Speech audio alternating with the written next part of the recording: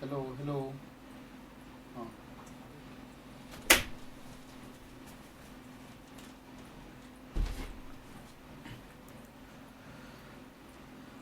Okay ठीक है। हम लोगों ने जो लास्ट क्लास में मेटल कार्बोनाइल्स पढ़े थे, ओके भाई आ गई होगी अब। ठीक है, आइए स्टार्ट करते हैं।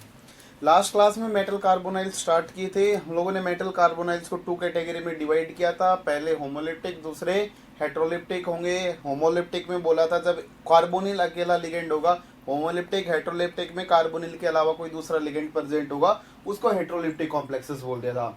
उसके बाद में उसकी बॉन्डिंग को समझने चले थे, और जब बॉन्डिंग को समझने चले थे तो उसमें सीओ का एमओ डायग्राम हम लोगों ने डिस्कस किया था, जो आपके सामने अभी भी बना हुआ है। पूरा डिटेल में हम लोगों ने इसको डिस्कस कर लिया था। अब इसमें हम लोग आगे पढ़ने जा रहे हैं कि बॉन्डिंग होती है तो उसमें पाई बैक बॉन्डिंग होती है, और उसको हम लोगों ने सिनर्जिक बॉन्डिंग का क्या बोल दिया था, नाम दे दिया था। ठीक है, गुड इवनिंग ममता। ठीक है, जाइए देखिएगा होता क्या है। अगर मैं इसको किस में कन्वर्ट करता हूं, देखना एक बार। अगर मेरे पास में मेटल है, एम है कोई भी मेटल, उसके पास में क्या रहा होगा, वेकेंट डी ऑर्बिटल रहा होगा। मान लीजिए कुछ इस टाइप से क्या पड़ा हुआ है, वेकेंट डी ऑर्बिटल पड़ा हुआ है। तो सबसे पहले कार्बोनिल आएगा, और कार्बोनिल में जो कार्बन के पास में 2 इलेक्ट्रॉन्स भरे हुए थे, वो क्या करने लग जाएगा, मेटल के वेकेंट डी ऑर्बिटल में डोनेट करने लग जाएगा। जैसे ही डोनेट करेगा तो सबसे पहले सिग्मा बॉन्ड का क्या होगा, फॉर्मेशन होगा। और जैसे ही मेटल के ऊपर इलेक्ट्रॉन डेंसिटी बढ़ेगी, वो क्या करेगा, उस इलेक्ट्रॉन डेंसिटी को वापस बैक डोनेशन करेगा। बोलो यार। तो यहाँ पे देखो हम लोगों ने क्या बोला था, मेटल के ऊपर इलेक्ट्रॉन डेंसिटी बढ़ी तो उसने कहां पे डोनेट कर दी, पाई स्टार में। अब इसके पास में अगर पाई स्टार कैसा होगा, कुछ इस टाइप से, ऐसे मैंने पॉजिटिव दिखा दिया, नेगेटिव दिखा दिया। इस सिमिट्री का मेटल के पास में क्या रहा होगा, फील्ड ऑर्बिटल रहा होगा, जिसकी इसके साथ में क्या होगी, ओवरलैपिंग होगी। मेटल के फील्ड ने इसके वैकेंट के साथ में क्या कर दिया है, बॉन्ड बना लिया है। तो ये इस बॉन्डिंग को हम लोग क्या बोलते हैं, सिनर्जिक बॉन्डिंग, या इसको क्या बोल देंगे, बैक बॉन्डिंग का नाम दे देंगे। ठीक है, तो यहां पे कौन सी बैक बॉन्डिंग हो रही है, देखो मेटल का फील्ड क्या था अपने पास में, डी ऑर्बिटल था। तो ये मैंने बोल दिया कि डी पाई से इलेक्ट्रॉन डेंसिटी चली थी और चल के कहां पे पहुंच गई, पाई स्टार में। कहां पे उसने डोनेट कर दिया है, पाई स्टार में उसने डोनेट कर दिया है। अब बात ये जाएगी जी कि हमेशा क्या केवल पाई स्टार में ही इलेक्ट्रॉन डेंसिटी बैक डोनेशन किया जाएगा, आंसर आएगा बिल्कुल नहीं। इसके अलावा भी अपने पास में कंडीशंस होती हैं जिनमें बैक बॉन्डिंग हो सकती है। आइए उनको भी डिस्कस कर लेते, लगे हाथ। देखना, अब मैं आपको ये बता देता हूं एक बात कि पाई स्टार में कब कब अपने पास में बैक डोनेशंस होते हैं। तो देखो, जर्नल स्टेटमेंट अगर एक देना चाहें तो हम लोग ये बोल सकते हैं, अगर किसी भी लिगेंड के अंदर अगर पाई बॉन्ड्स होंगे, जैसे वो कार्बोनिल रहा हो, या वो एनओ पॉजिटिव रहा हो, या फिर अपने पास में एल्कीन रही हो, कार्बाइन रही हो, एल्कीन रही हो, अल्काइन रही हो, उन सब लिगेंड में क्या है, पाई बॉन्ड है। अगर पाई बॉन्ड का फॉर्मेशन होगा तो पक्का फिर पाई स्टार का फॉर्मेशन होगा, और अगर पाई स्टार का फॉर्मेशन होगा तो वहां पे बैक डोनेशन होने लग जाएंगे। तो पाई स्टार के जो एग्जांपल होते हैं अपने पास में, वो कौन सा होगा, एक तो सीओ पाई बैक बॉन्डिंग कर सकता है, बोलो यार। इसके अलावा एनओ पॉजिटिव कर सकता है, इसके अलावा एल्कीन कर सकती है, इसके अलावा एल्काइन कर सकता है। ये सारे के सारे लिगेंड्स जो हैं वो क्या करेंगे, पाई स्टार में इलेक्ट्रॉन डेंसिटी खींचने लग जाएंगे। इसलिए पहले टाइप की जो बैक बॉन्डिंग होती है, सिनर्जिक बॉन्डिंग होती है, वो डी पाई से पाई स्टार बोलते हैं। ठीक है, लेकिन ऐसा होना मतलब कि अकेला पाई स्टार में होना कोई जरूरी नहीं है, इसके अलावा भी कंडीशनें होती हैं। आइए समझते हैं। सेकंड की अगर मैं बात करता हूं, जो अपने पास में सेकंड होता है, वो सेकंड होगा, हाँ ध्यान रखना भाई थोड़ा सा शालिनी जी, अगर वेदर में अगर दिक्कत आ रही है तो कहीं सबसे पहले सेफ पोजीशन सेलेक्ट करें, उसके बाद ही क्लास तो हो जाएंगी। सबसे पहले सेफ पोजीशन पे जाएं, सेफ जगह पे। ठीक है, आइए स्टार्ट करते हैं हम लोग। ठीक है, आइए देखते हैं भाई, साइक्लोन से बचे रहना भाई। ठीक है, अपने पश्चिम बंगाल और अपना कौन, वेस्ट बंगाल वाले और उड़ीसा वाले सब लोग ध्यान रखें। आइए सेकंड कंडीशन पे आते हैं। देखो मेटल के पास में क्या था, सबसे पहले वेकेंट डी ऑर्बिटल था।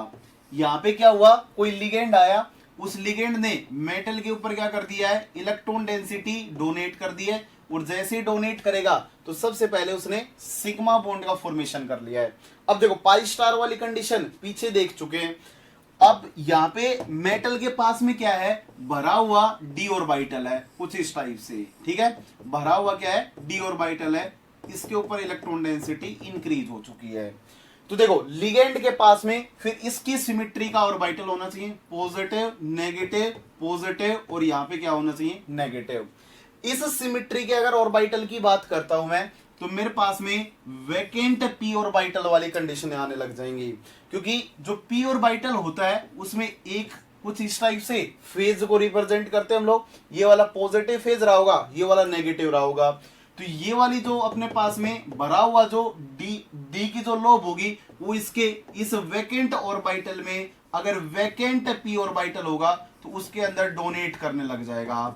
और वैकेंट पी ऑर्बिटल कौन रखता है जी, कौन रखेगा वैकेंट पी ऑर्बिटल, जो लिगेंड आते हैं इस कैटेगरी में वो एल लिगेंड होंगे आपके कार्बीन्स, बोलो यार, वो कार्बीन्स हो सकते हैं या फिर वो कौन हो सकते हैं, कार्बाइन्स हो सकते हैं। कार्बीन और कार्बाइन के केस में जो बैक डोनेशन होता है वो डोनेशन पक्का ही किसके अंदर होगा, वैकेंट पी ऑर्बिटल के अंदर होता है। तो दूसरे टाइप की जो अपनी सिनर्जिक या बैक डोनेशन होंगे वो वैकेंट पी के अंदर हो सकते हैं, ठीक है। थर्ड कैटेगरी सीखते हैं, देखना अगर मैं थर्ड कंडीशन में आता हूं तो जो अगली कंडीशन आती है अपने पास में वो सिग्मा स्टार की आती है। देखो आप लोगों ने ऐसा बनाया होगा कि आपके पास में एक 1s के लिए बना देता हूं मैं एक बार, देखना अगर 1s 1s के दोनों लोब अगर सेम फेज में होंगी और जब इनके इंटरेक्शंस होंगे तो इंटरेक्शन की वजह से आपने पक्का ही कुछ इस टाइप से ड्रॉ किया होगा कि ये सिग्मा बॉन्ड बन गया है। अगर यही 1s 1s की लोब्स अगर ऑपोजिट फेज में होती, कैसे होती, अगर ऑपोजिट फेज में होती तो जब इन दोनों के इंटरेक्शन होते तो उन इंटरेक्शंस को कुछ ऐसा दिखाते हम लोग, ये न्यूक्लियस था, इस न्यूक्लियस के बीच में यहाँ पे क्या आ जाएगा, नोड आ जाएगा, और इसको हम लोग किससे रिप्रेजेंट करते हैं, सिग्मा स्टार, किससे रिप्रेजेंट कर देते थे, सिग्मा स्टार। तो देखो जब सेम फेज में होंगे तो सिग्मा बनेगा, जब ऑपोजिट फेज में होंगे तो क्या बनेगा, सिग्मा स्टार बन जाएगा। अब जो सिग्मा स्टार की जो सिमेट्री है वो सिमेट्री किसके साथ मैच कर रही है, उसकी सिमेट्री मैच कर रही है पी ऑर्बिटल के साथ, और पी ऑर्बिटल के साथ मैच कर गई तो मतलब जो डी ऑर्बिटल होंगे भरे हुए वो सिग्मा स्टार के अंदर भी इलेक्ट्रॉन डेंसिटी क्या कर सकते हैं, डोनेट कर सकते हैं। तो ध्यान से सुनना, मेटल के पास में लिगेंड आया, ठीक है, लिगेंड आया, ये लीजिए लिगेंड ने इलेक्ट्रॉन डेंसिटी से डोनेट कर दी। अब ना तो इस लिगेंड के पास पाई स्टार है, ना ही इस लिगेंड के पास वैकेंट क्या पी ऑर्बिटल है, तो इसके पास अगर साइड में कोई लिगेंड लगे होंगे तो इसके पास में क्या हो सकता है, सिग्मा स्टार हो सकता है, क्या हो सकता है, सिग्मा स्टार हो सकता है। अगर इसके पास में सिग्मा स्टार रहा होगा तो मैंने रिप्रेजेंट कर दिया कि सिग्मा स्टार भी कुछ ऐसा ही होता है।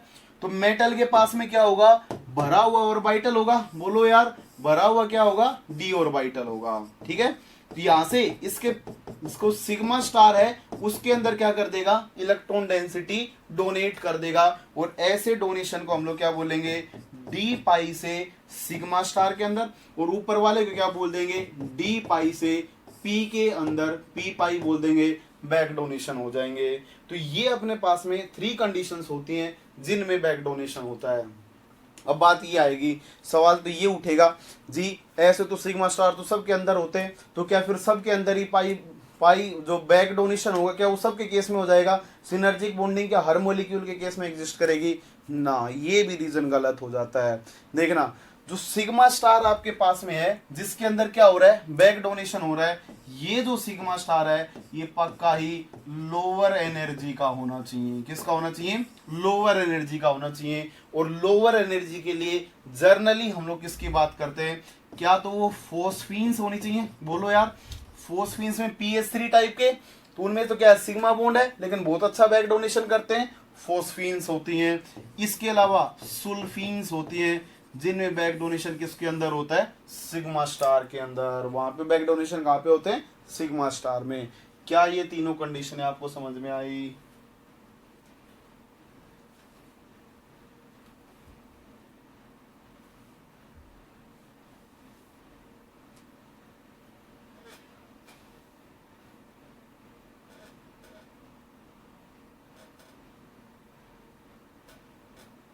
अगर पाई स्टार वैकेंट होगा तो सबसे पहले पाई स्टार में ही होंगी, उसके बाद पी ऑर्बिटल में होंगी, और उससे हायर एनर्जी में सिग्मा स्टार होंगे, उनके अंदर बैक बॉन्डिंग्स होंगी।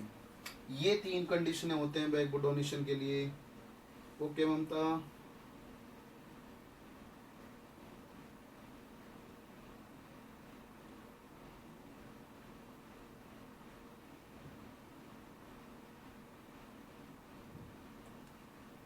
बोलो भाई,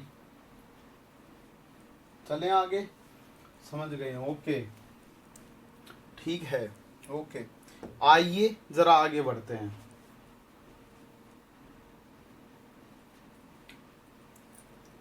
ठीक है, क्या होता है जी इस बैक डोनेशन से, उसकी बात कर लेते हैं। ठीक है, जरा बोर्ड पे देखना। मान लीजिए कि मेटल था, इसके पास में कुछ लिगेंड लगे हुए हैं, और इसके बगल में क्या लगा हुआ है, सी ट्रिपल बॉन्ड ओ लगा हुआ है। ठीक है, जरा सुनना बातों को ध्यान से। अगर इस मेटल के ऊपर इलेक्ट्रॉन डेंसिटी बढ़ी तो ये मेटल क्या करेगा, बैक डोनेशन करना स्टार्ट कर देगा। बोलो यार, क्या करना स्टार्ट करेगा, बैक डोनेशन करना स्टार्ट कर देगा।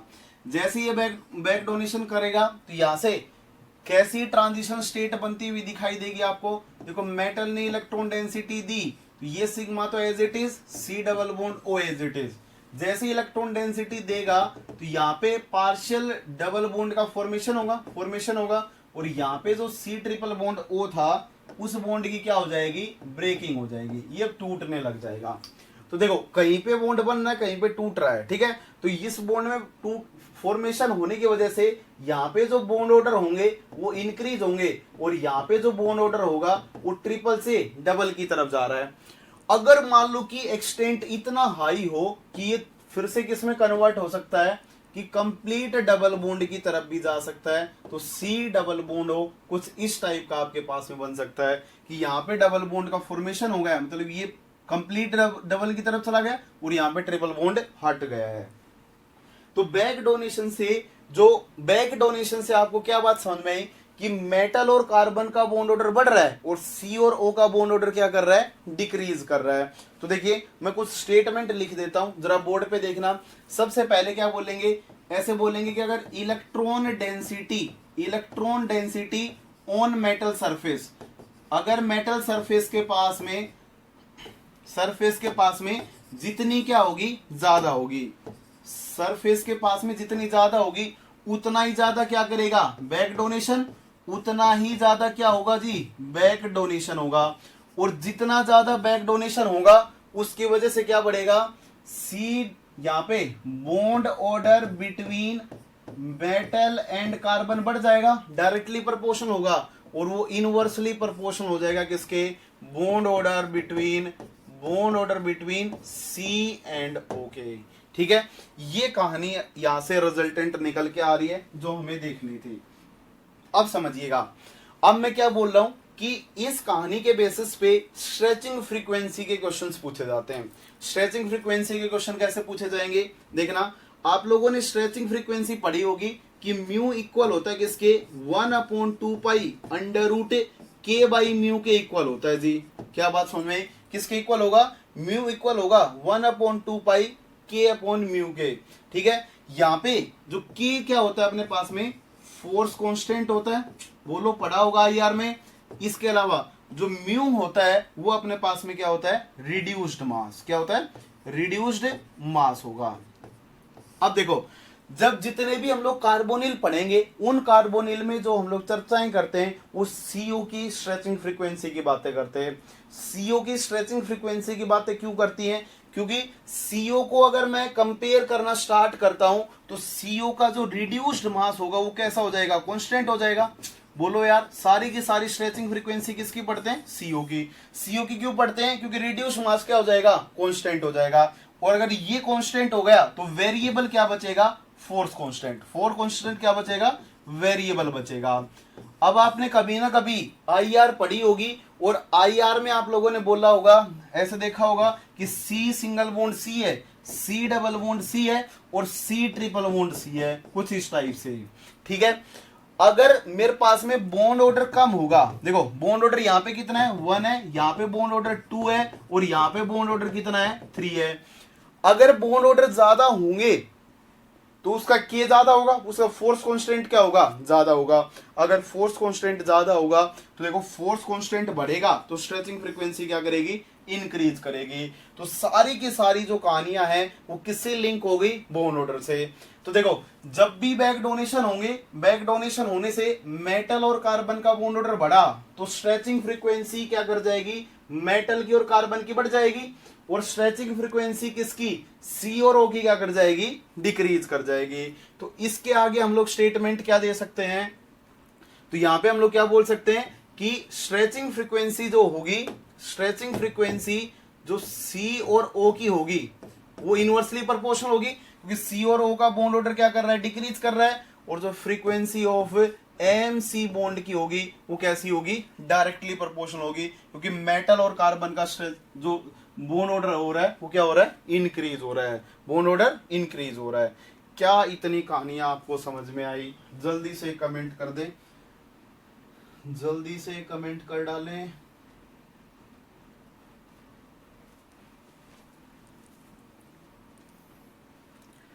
सीओ का कंपेयर क्यों करते हैं, ताकि मेटल डिफरेंट होने से रिड्यूस मास चेंज हो जाएंगे, और अगर रिड्यूस मास चेंज होंगे तो फिर वो फैक्टर भी आएगा।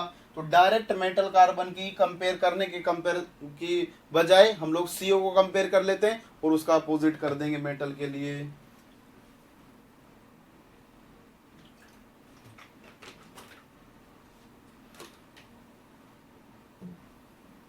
ओके जी, ठीक है। आइए, पिछले लेक्चर से इसका कोई लिंक नहीं है, ठीक है। आइए जरा आगे बढ़ते हैं, ठीक है। देखना, अब मैं आपको क्वेश्चन दे रहा हूं, आपको बताना, देखना। C triple bond O positive है जी आपके पास में। दूसरा, C triple bond O Lewis acid से लिंक्ड है, जैसे BH3, ठीक है। अगली कंडीशन है सी ट्रिपल बॉन्ड ओ है और last C triple bond O negative है। इनमें से अगर बॉन्ड ऑर्डर, इसमें से अगर सीओ की स्ट्रेचिंग फ्रीक्वेंसी को कंपेयर करना पड़ जाए, किसको कंपेयर करना पड़ जाए, सीओ की स्ट्रेचिंग फ्रीक्वेंसी को कंपेयर करना पड़ जाए, तो ऑर्डर कैसा आएगा, क्या बोलना चाहोगे।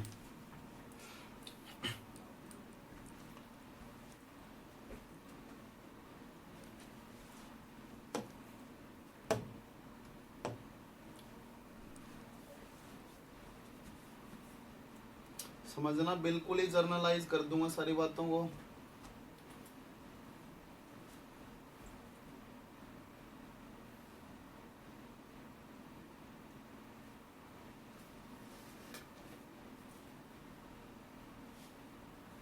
एक दो तीन चार डिक्रीजिंग, ओके, ठीक है। अभी देखना, जवाब आना होता तब तक आ लेता, ठीक है। जिसका आना था उनका आ लिया, ठीक है। और आइए, ओके, बोर्ड पे देखेंगे। देखो सबसे पहले हमें क्या करना पड़ेगा, बॉन्ड ऑर्डर निकालना पड़ेगा। म्यू इज इक्वल टू क्या होगा अपने पास में, जो बॉन्ड ऑर्डर निकालते हैं तो बॉन्ड ऑर्डर किसके इक्वल होता है, अच्छे से देखना, बॉन्ड ऑर्डर इक्वल होता है जी bonding electron minus anti bonding electron divide by क्या हो जाएगा, 2 हो जाएगा, ठीक है। दूसरा, यहां पे भी मैं लिख लेता हूं, बॉन्ड ऑर्डर जो है वो इक्वल होगा bonding minus anti bonding divide by 2 के। इसको 2 नाम दे दिया, इसको 1 नाम दे दिया है। इसके बॉन्ड ऑर्डर को मैंने 3 नाम दे दिया है, bonding minus anti bonding divide by 2 के। और इसमें मैंने बोल दिया बॉन्ड ऑर्डर 4 और इसमें NB minus NA divide by 2 के, ठीक है। आइए जरा स्टार्ट करते हैं डिस्कस करना। फोर्थ का हाईएस्ट होगा, मजाक कर रहा है मैंने, ठीक है, कोई नहीं। देखना, अगर फोर्थ की तो हाईएस्ट हो ही नहीं सकती। देखो सुनना, अगर मैं ऐसा बोलता हूँ कि बॉन्ड ऑर्डर अगर ज्यादा होंगे तो बॉन्ड ऑर्डर ज्यादा कब होंगे, उसके लिए मेरे को फिर से एमओटी की कहानियां देखनी पड़ेंगी एक बार। आइए जरा एमओटी पे आते हैं फिर से। आप क्या करना, इतने वाले पार्ट को सिलेक्ट करें। देखो ये ऑर्बिटल कैसा है, नॉन बॉन्डिंग, तो मेरे पास में बॉन्डिंग पार्ट कितना बचा है, बस ये वाला, इतना ही पार्ट मेरे पास में किसका है, बॉन्डिंग का है। तो बॉन्डिंग में कितने इलेक्ट्रॉन है, 6 इलेक्ट्रॉन है, ठीक है। अगर इसके अंदर 6 इलेक्ट्रॉन होंगे तो 3 माइनस 0, एंटी बॉन्डिंग में कुछ है ही नहीं, तो इसका बॉन्ड ऑर्डर कितना आ जाना चाहिए, 3। लेकिन सीओ का जो बॉन्ड ऑर्डर होता है वो कभी भी कंप्लीटली 3 नहीं होता है, ठीक है। सुनना, ये आपके पास में जो नॉन बॉन्डिंग है, इस नॉन बॉन्डिंग के अंदर क्या होते हैं, एंटी बॉन्डिंग कैरेक्टर होते हैं। जो नॉन बॉन्डिंग है उसके अंदर क्या होते हैं, एंटी बॉन्डिंग, स्लाइटली क्या होता है, स्लाइटली एंटी बॉन्डिंग कैरेक्टर होता है। अगर स्लाइटली एंटी बॉन्डिंग कैरेक्टर होगा तो उसकी वजह से क्या हो जाएगा, स्लाइटली एंटी बॉन्डिंग कैरेक्टर की वजह से क्या हो जाएगा कि कुछ ना कुछ इलेक्ट्रॉन डेंसिटी किसमें चली गई, एंटी बॉन्डिंग में। किसमें चली गई, एंटी बॉन्डिंग से। अब मेरे को एक बात बताना, अगर मैं ऐसा बोलता हूं कि यहाँ पे जब मैंने बॉन्ड ऑर्डर कंपेयर करना स्टार्ट किया तो जब मैं सीओ की बात करता हूं तो जो सीओ का बॉन्ड ऑर्डर था वो मैंने बोल दिया कि ये अप्रोक्सीमेटली किसके इक्वल होगा, 3 के इक्वल होगा। क्यों होगा, क्योंकि इसके जो एंटी बॉन्डिंग वाले, जो नॉन बॉन्डिंग वाले इलेक्ट्रॉन थे उनमें स्लाइटली एंटी बॉन्डिंग कैरेक्टर था, तो कुछ ना कुछ इलेक्ट्रॉन डेंसिटी किस में रही होगी, एंटी बॉन्डिंग के अंदर रही होगी। और अगर कुछ ना कुछ एंटी बॉन्डिंग में रही होगी तो बॉन्ड ऑर्डर 6 माइनस 0 नहीं होगा, यहाँ पे कुछ ना कुछ वैल्यू होगी जिसकी वजह से 3 से कम आ जाएगी।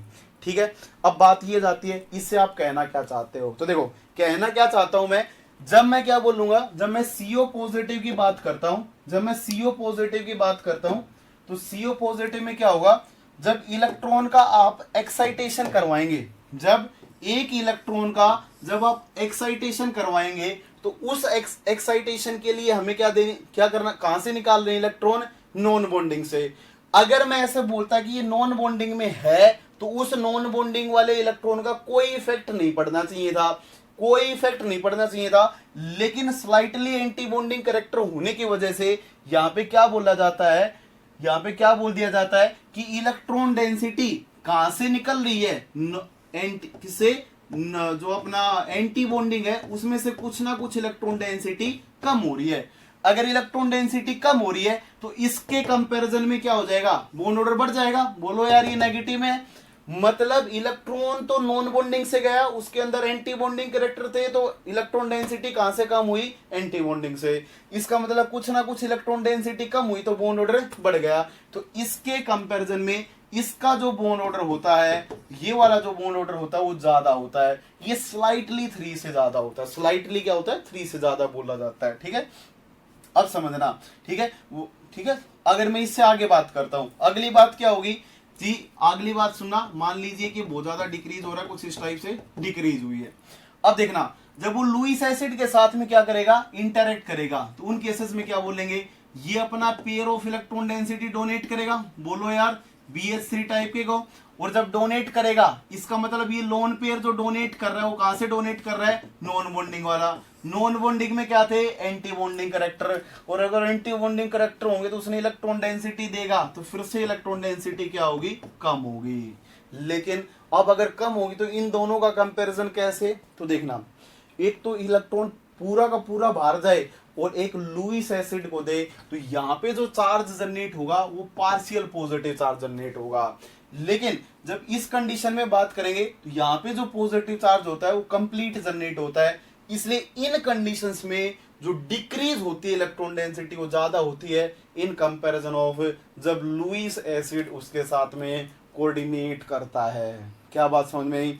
अब देखो, अगर मैं यहाँ पे इन तीनों का बॉन्ड ऑर्डर लिखता हूं तो बॉन्ड ऑर्डर जो 1 होगा वो ज्यादा होगा बॉन्ड ऑर्डर 2 से। बोलो यार, और बॉन्ड ऑर्डर 2 ज्यादा होगा किसे, बॉन्ड ऑर्डर 3 से। ठीक है, लास्ट कहानी आई BO4 की। इसमें तो इलेक्ट्रॉन पूरा ही एंटी बॉन्डिंग में चला गया, तो या तो एंटी बॉन्डिंग में इलेक्ट्रॉन डेंसिटी बढ़ी तो बॉन्ड ऑर्डर क्या करेगा, डिक्रीज। ये तो 2.5 के आसपास चला जाएगा, तो यहाँ पे जो बॉन्ड ऑर्डर होगा 4 वाला वो सबसे कम होगा, और आपके पास में बॉन्ड ऑर्डर का ऑर्डर कुछ ऐसा आ जाएगा। बॉन्ड ऑर्डर का ऑर्डर ऐसा आया है तो CO स्ट्रेचिंग फ्रीक्वेंसी भी बॉन्ड ऑर्डर के डायरेक्टली प्रोपोर्शनल होती है। बोलो यार, स्ट्रेचिंग फ्रीक्वेंसी बॉन्ड ऑर्डर के डायरेक्टली प्रोपोर्शनल होती है, अभी बोल रही थी। तो इस वाले पहले वाले की स्ट्रेचिंग फ्रीक्वेंसी म्यू CO सबसे ज्यादा होगी, देन सेकेंड, देन थर्ड, और लीस्ट होगी किसकी, 4th वाले की। कर दीजिए कमेंट। वो दे रहा है, दे नहीं रहा, वो दिखा रहा है, ले दे, वो दिखा रहा है भाई, वो दे नहीं रहा है, इस बात को समझ। वो उसको इलेक्ट्रॉन डेंसिटी देने के नाटक कर रहा है, दे नहीं रहा है। ठीक है, बस बिल्कुल दिखा रहा है, बस इलेक्ट्रॉन डेंसिटी देने की, लेकिन दे नहीं रहा है एक्चुअली में वो। ठीक है, इसलिए उसके ऊपर पार्शियल पॉजिटिव है। यहां दिया उसने कंप्लीट पॉजिटिव, पूरा ही बाहर फेंक दिया है। ठीक है,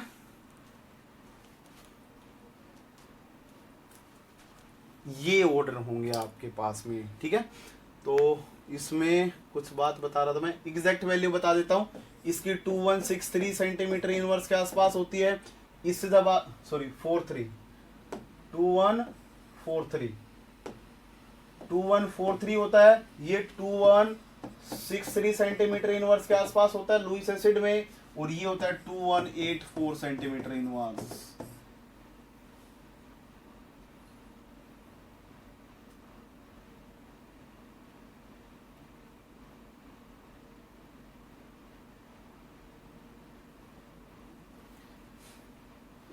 आइए चलें क्या आगे, आइए बढ़ रहे हैं आगे, ठीक है। देखिएगा जरा आगे की कहानियां और भी मस्त है, सुनिएगा भाई, ठीक है। सुना, अगर इलेक्ट्रॉन डेंसिटी बढ़ेगी, अगर इलेक्ट्रॉन डेंसिटी बढ़ेगी तो इलेक्ट्रॉन डेंसिटी बढ़ने की वजह से बैक डोनेशन का एक्सटेंट ज्यादा होगा, बॉन्ड ऑर्डर कम होगा। तो यहाँ पे एक बात आती है कि अपने पास में एक सीरीज आ जाती है कि भाई आपको सबसे पहले ये तो चेक करना पड़ेगा ना कहाँ बैक बॉन्डिंग होती है और कहाँ बैक बॉन्डिंग नहीं होती है। ये आपको सबसे पहला क्राइटेरिया देखना पड़ेगा। तो सुनिएगा जरा, 3 केसेस होते हैं अपने पास में। पहला केस, जब कभी भी मेटल +2, +3 और +4 ऑक्सीडेशन स्टेट में आ जाए। एक बात और लिख लें, ये केवल जो मैं कंडीशनें बता रहा हूं वो होमोलिप्टिक की बता रहा हूं, ठीक है। जब +2, +3 और +4 ऑक्सीडेशन स्टेट आ जाए और उनके साथ में अगर C ट्रिपल बॉन्ड O लगा होगा तो इन केसेस में नो बैक डोनेशन, कोई बैक डोनेशन नहीं होता है। नो बैक डोनेशन, कोई बैक डोनेशन नहीं होता है। यहाँ पे इलेक्ट्रॉन डेंस, इसमें स्ट्रेचिंग फ्रीक्वेंसी अपोजिटली बढ़ जाती है, घटती नहीं है, ठीक है, CO की, इसलिए यहाँ पे कोई बैक डोनेशन नहीं होता है। सेकेंड कंडीशन आती है जब मेटल +1 ऑक्सीडेशन स्टेट में होता है और उसके साथ में अगर C ट्रिपल बॉन्ड और लगा होता है तो ऐसी कंडीशंस को बोला जाता है बॉर्डर लाइन। बॉर्डर लाइन बोलते हैं। इनमें कुछ ना कुछ हद तक बैक डोनेशन होते हैं, कुछ एक्सटेंट तक बैक डोनेशन होते हैं। और जो लास्ट और जो थर्ड कंडीशन होती है, जब मेटल 0, -1 और -2 जैसी ऑक्सीडेशन स्टेट में लगा होगा, उन कंडीशंस में क्या होंगे, भर भर के बैक डोनेशन होंगे। मतलब बैक डोनेशन का जो एक्सटेंट होगा, बैक डोनेशन एक्सटेंट जो होगा वो हाई होगा, बहुत ज्यादा होगा, हाई बैक डोनेशन का एक्सटेंट होगा, ठीक है। तो इन तीनों कंडीशनों को आपको ध्यान रखना है। जनरली आपको +2, +3 और +4 ऑक्सीडेशन स्टेट में कभी बैक बॉन्डिंग नहीं करवानी है, वहां पे बैक बॉन्डिंग होती ही नहीं है, ठीक है। लेकिन ये केस केवल किसका है, होमोलिप्टिक कॉम्प्लेक्सेस का है, जिसमें केवल और केवल CO एज ए लिगेंड होगा। अगर और कोई दूसरा लिगेंड होगा देन उन केसेस में कुछ ना कुछ हो सकती है बैक बॉन्डिंग। उनकी बातें हम लोग आगे करेंगे लिगेंड के इफेक्ट के बेसिस पे। फिलहाल हम लोग ऑक्सीडेशन स्टेट का इफेक्ट पढ़ रहे हैं यहाँ पे, ठीक है। तो जरा बोर्ड पे देखना, अगर मैं इस केस में अगर मैं होमोलिप्टिक के लिए एक सीरीज बना लेता हूं, देखना एक बार, होमोलिप्टिक जो अपने पास में लिप्टिक अपने पास में जो कॉम्प्लेक्सेस हैं उनके लिए मैं एक सीरीज ड्रॉ कर लेता हूं कि कैसी सीरीज का ऑर्डर आएगा। किसकी सीरीज है ये, CO स्ट्रेचिंग फ्रीक्वेंसी की। देखना, अगर आपको कोई भी कॉम्प्लेक्स दिखाई दे जाए केवल जिसमें कार्बोनिल लिगेंड लगे हो तो उनमें आंख बंद करके मार्क कर देना +2, +3 और +4 ऑक्सीडेशन स्टेट में होगा तो उसकी स्ट्रेचिंग फ्रीक्वेंसी सबसे ज्यादा होंगी। उसके बाद में नंबर आता है किसका, इसके बाद में लुईस एसिड के साथ में, लुईस एसिड के साथ में जब C ट्रिपल बॉन्ड हो रहा होगा उसका नंबर आएगा सेकंड नंबर पे। उसके बाद में जब नीचे जाओगे, अब एक एक्सेप्शनल केस है जिसको आपको ध्यान रखना है, वो एक्सेप्शनल केस है कॉपर का टेट्रा कार्बोनिल पॉजिटिव। इस केस में जो होता है वो अप्रोक्सीमेटली सिमिलर वैल्यू देता है जितना CO कोऑर्डिनेट करता है किसके साथ में, लुईस एसिड के साथ में। इस वाले एग्जांपल को थोड़ा सा ध्यान रख लेना, ये एक्सेप्शनल है, ठीक है। जब इससे नीचे जाएंगे तो अगला जो आएगा अपने पास में वो C ट्रिपल बॉन्ड हो, अकेला होगा, मतलब सॉरी यहाँ पे बीच में पॉजिटिव लगाएंगे भाई, यहाँ पे पॉजिटिव वाला रह गया, C ट्रिपल बॉन्ड आएगा, इस पोजीशन पे क्या चिपका लेना, C ट्रिपल बॉन्ड पॉजिटिव, ठीक है। तो देखो ऐसा कुछ, ठीक है। यहाँ पे इसके बाद में कौन आएगा, लुईस एसिड के बाद में C ट्रिपल बॉन्ड O आएगा। इसके बाद में कौन आएगा, जब मेटल किस में रही होगी, +1 ऑक्सीडेशन स्टेट में, उसके साथ CO चिपकाओ और जो सबसे लीस्ट स्ट्रेचिंग फ्रीक्वेंसी होंगी मेटल जब 0, -1 और -2 में रहा होगा, इनकी सबसे लीस्ट हो जाएगी। तो ऐसा अपने पास में ओवरऑल वैल्यूज का क्या आता है, ग्राफ आता है, जिनको आप डायरेक्ट देखते हुए कंपेयर कर सकते हैं। क्या इतनी कहानियां आपको समझ में आई?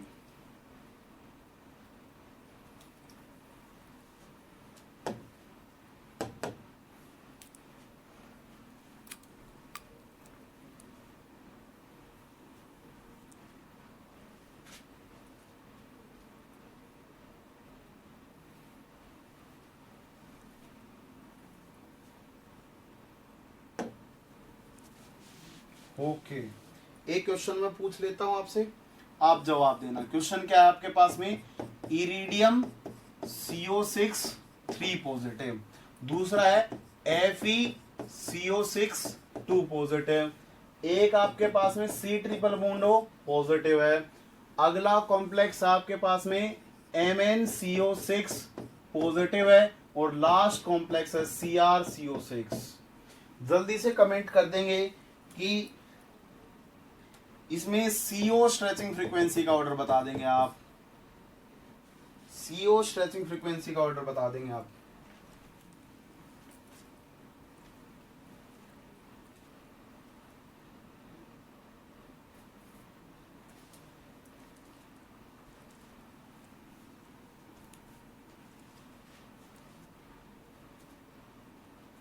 ओके सूर्यांश, बहुत बढ़िया।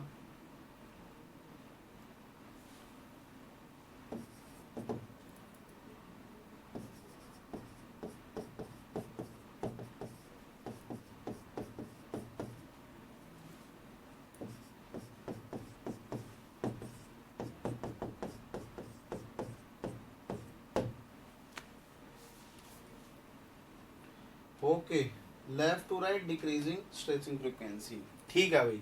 ओके, देखिएगा आपको कुछ नहीं करना है, आप सबसे पहले इनकी ऑक्सीडेशन स्टेट चेक कर लीजिए। जो सीरीज अभी अभी हम लोगों ने ड्रॉ की है उसी सीरीज के बेसिस पे आपके आंसर्स आ जाएंगे।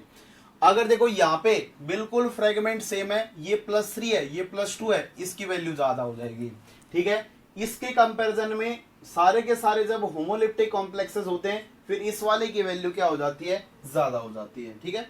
नहीं मतलब ये 2 कहां से आ गया, पहला +3 ऑक्सीडेशन स्टेट है, +3 देगा कहां से, इलेक्ट्रॉन कहां से लेके आएगा, इसके पास इलेक्ट्रॉन डेंसिटी सबसे कम होगी, और सबसे कम होगी तो बैक डोनेशन कम फेंकेगा, मतलब बैक डोनेशन तो क्या ही बोलूं, दे ही नहीं सकता इलेक्ट्रॉन डेंसिटी, बैक डोनेशन होता ही नहीं है इनके केस में। यहाँ पे जाके बैक डोनेशन होना स्टार्ट होगा +1 में, ठीक है।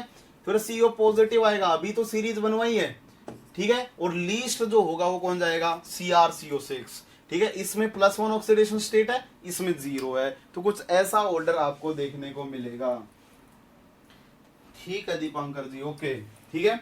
अब देखो इस वाले केस में देख डालें, यहाँ पे ऑक्सीडेशन स्टेट +1 है, यहाँ पे 0 है, यहाँ पे -1 है, और यहाँ पे -2 है। अगर मैं इसके ऊपर इलेक्ट्रॉन डेंसिटी 1 बोलता हूं, इसके ऊपर ED2 बोलता हूं, इसके ऊपर ED3, देखो जब क्या हो जाए अपने पास में, पहले देखना क्या बैक डोनेशन होगा, क्या बैक डोनेशन होगा तो फिर इलेक्ट्रॉन डेंसिटी को मार्क कर लेना, ठीक है। इलेक्ट्रॉन डेंसिटी 1 में सबसे कम होगी, बोलो यार, उसके बाद किस में ज्यादा होगी, 2 में 0 ऑक्सीडेशन स्टेट है, इसमें तो और भी बढ़ गई, नेगेटिव आ गया, इलेक्ट्रॉन डेंसिटी 3, और सबसे ज्यादा होगी किसमें, 4th वाले में, इलेक्ट्रॉन डेंसिटी 4 सबसे ज्यादा होंगी।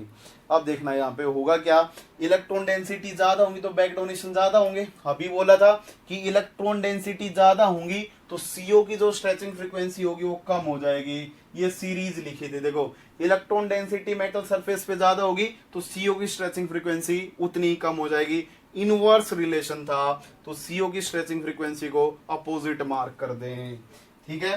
तो इसमें CO की stretching frequency just opposite mark कर दें ऊपर वाले के, 1 2 3 4, क्या बात समझ में आई, तो ऐसा ऑर्डर आ जाएगा, ये CO की स्ट्रेचिंग फ्रीक्वेंसी का ऑर्डर होगा।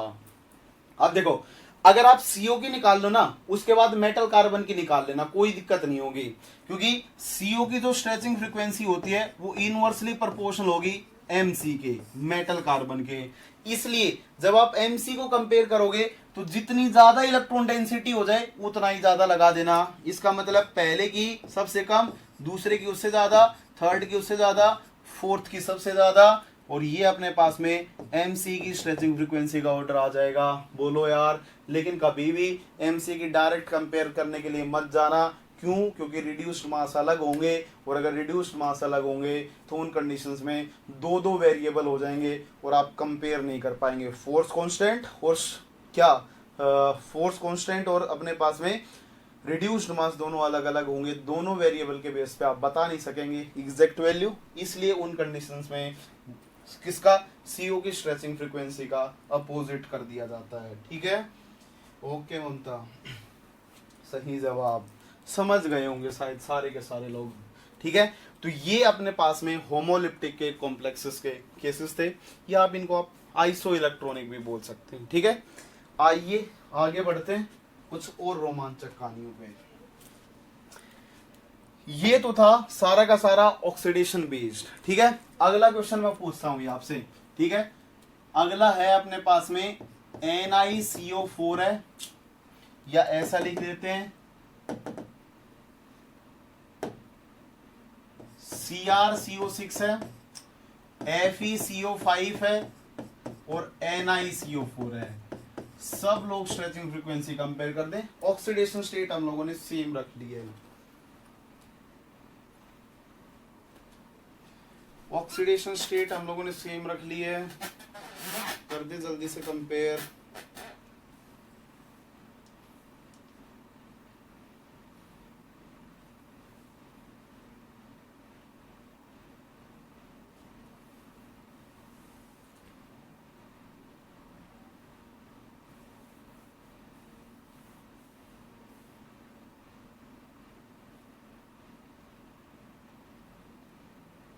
CO की स्ट्रेचिंग फ्रीक्वेंसी का order. Okay Upendra, increasing decreasing?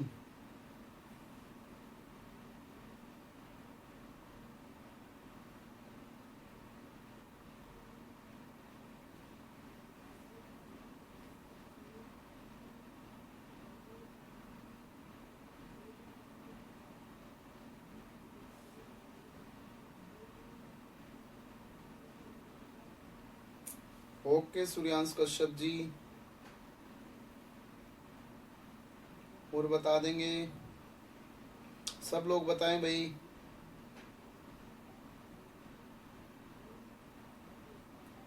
Increasing. Okay Upendra, 1 2 3 decreasing. 2 3 1 तो हो ही नहीं सकता।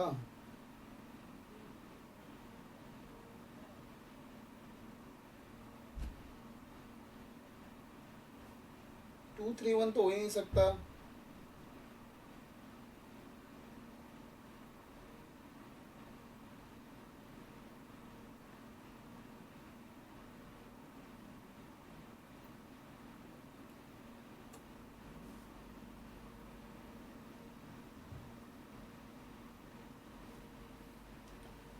ओके विनीत, आइए 1 2 3 डिक्रीजिंग। कुछ लोग फिर से डिक्रीजिंग बोल रहे हैं। कोई नहीं, आपकी गलती नहीं हुई है। देखना एक बार, देखो जब ऑक्सीडेशन स्टेट सेम हो जाए उन कंडीशंस में दो केसेस बनेंगे, इन द पीरियड का और इन द ग्रुप का। ठीक है, तो अगर आप इन द पीरियड की बात करते हैं तो ध्यान से सुनना।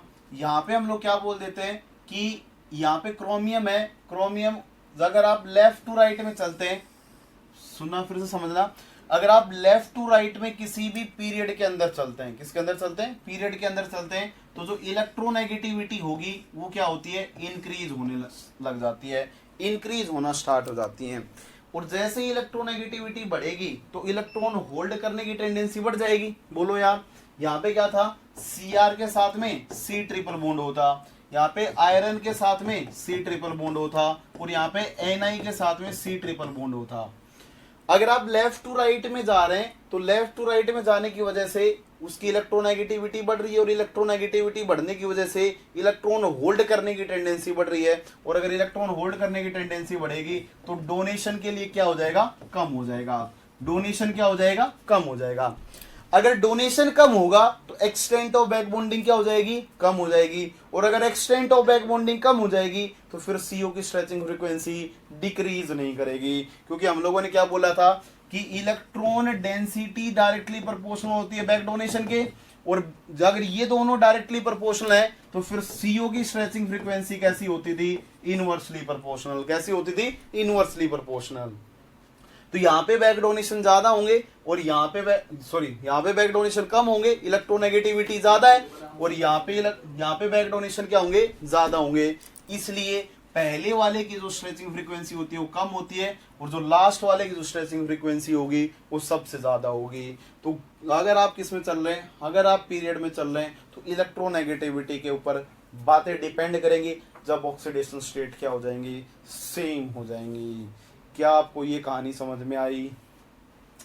क्या आपको ये कहानियां समझ में आई?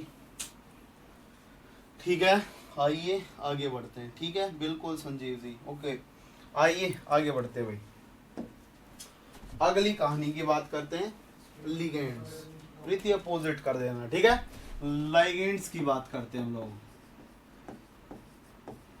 देखिएगा जरा, अप्रोक्सीमेटली सेम हो जाते हैं भाई। सूर्यांश जी फिर वो कैलकुलेटेड डाटा के बेस पे जाना पड़ेगा। वैसे लॉजिकली ऑर्डर यही होना चाहिए, अगर इलेक्ट्रोनेगेटिविटी में डिफरेंस नहीं होगा देन आप वो अप्रोक्सीमेटली सिमिलर होने लग जाती हैं। ठीक है, वो अप्रोक्सीमेटली सिमिलर होने लग जाती हैं। तो इलेक्ट्रोनेगेटिविटी चेक करनी पड़ेगी, मेरे को इनकी इलेक्ट्रोनेगेटिविटी का कोई आइडिया नहीं है। ठीक है, आइए आगे बढ़ते हैं, लिगेंड्स की बात करते हैं। ठीक है, देखना, अगर मैं लिगेंड्स की बात करता हूं तो लिगेंड्स को मैं दो पार्ट में क्लासिफाई कर लेता हूं। देखिएगा जरा, पहले जो लिगेंड होंगे वो मेरे पास में सिग्मा डोनर होंगे। कौन से होंगे, सिग्मा डोनर लिगेंड रहे होंगे। और जो सेकंड टाइप के मेरे पास में लिगेंड होते हैं वो पाई टाइप के लिगेंड्स रहे होंगे।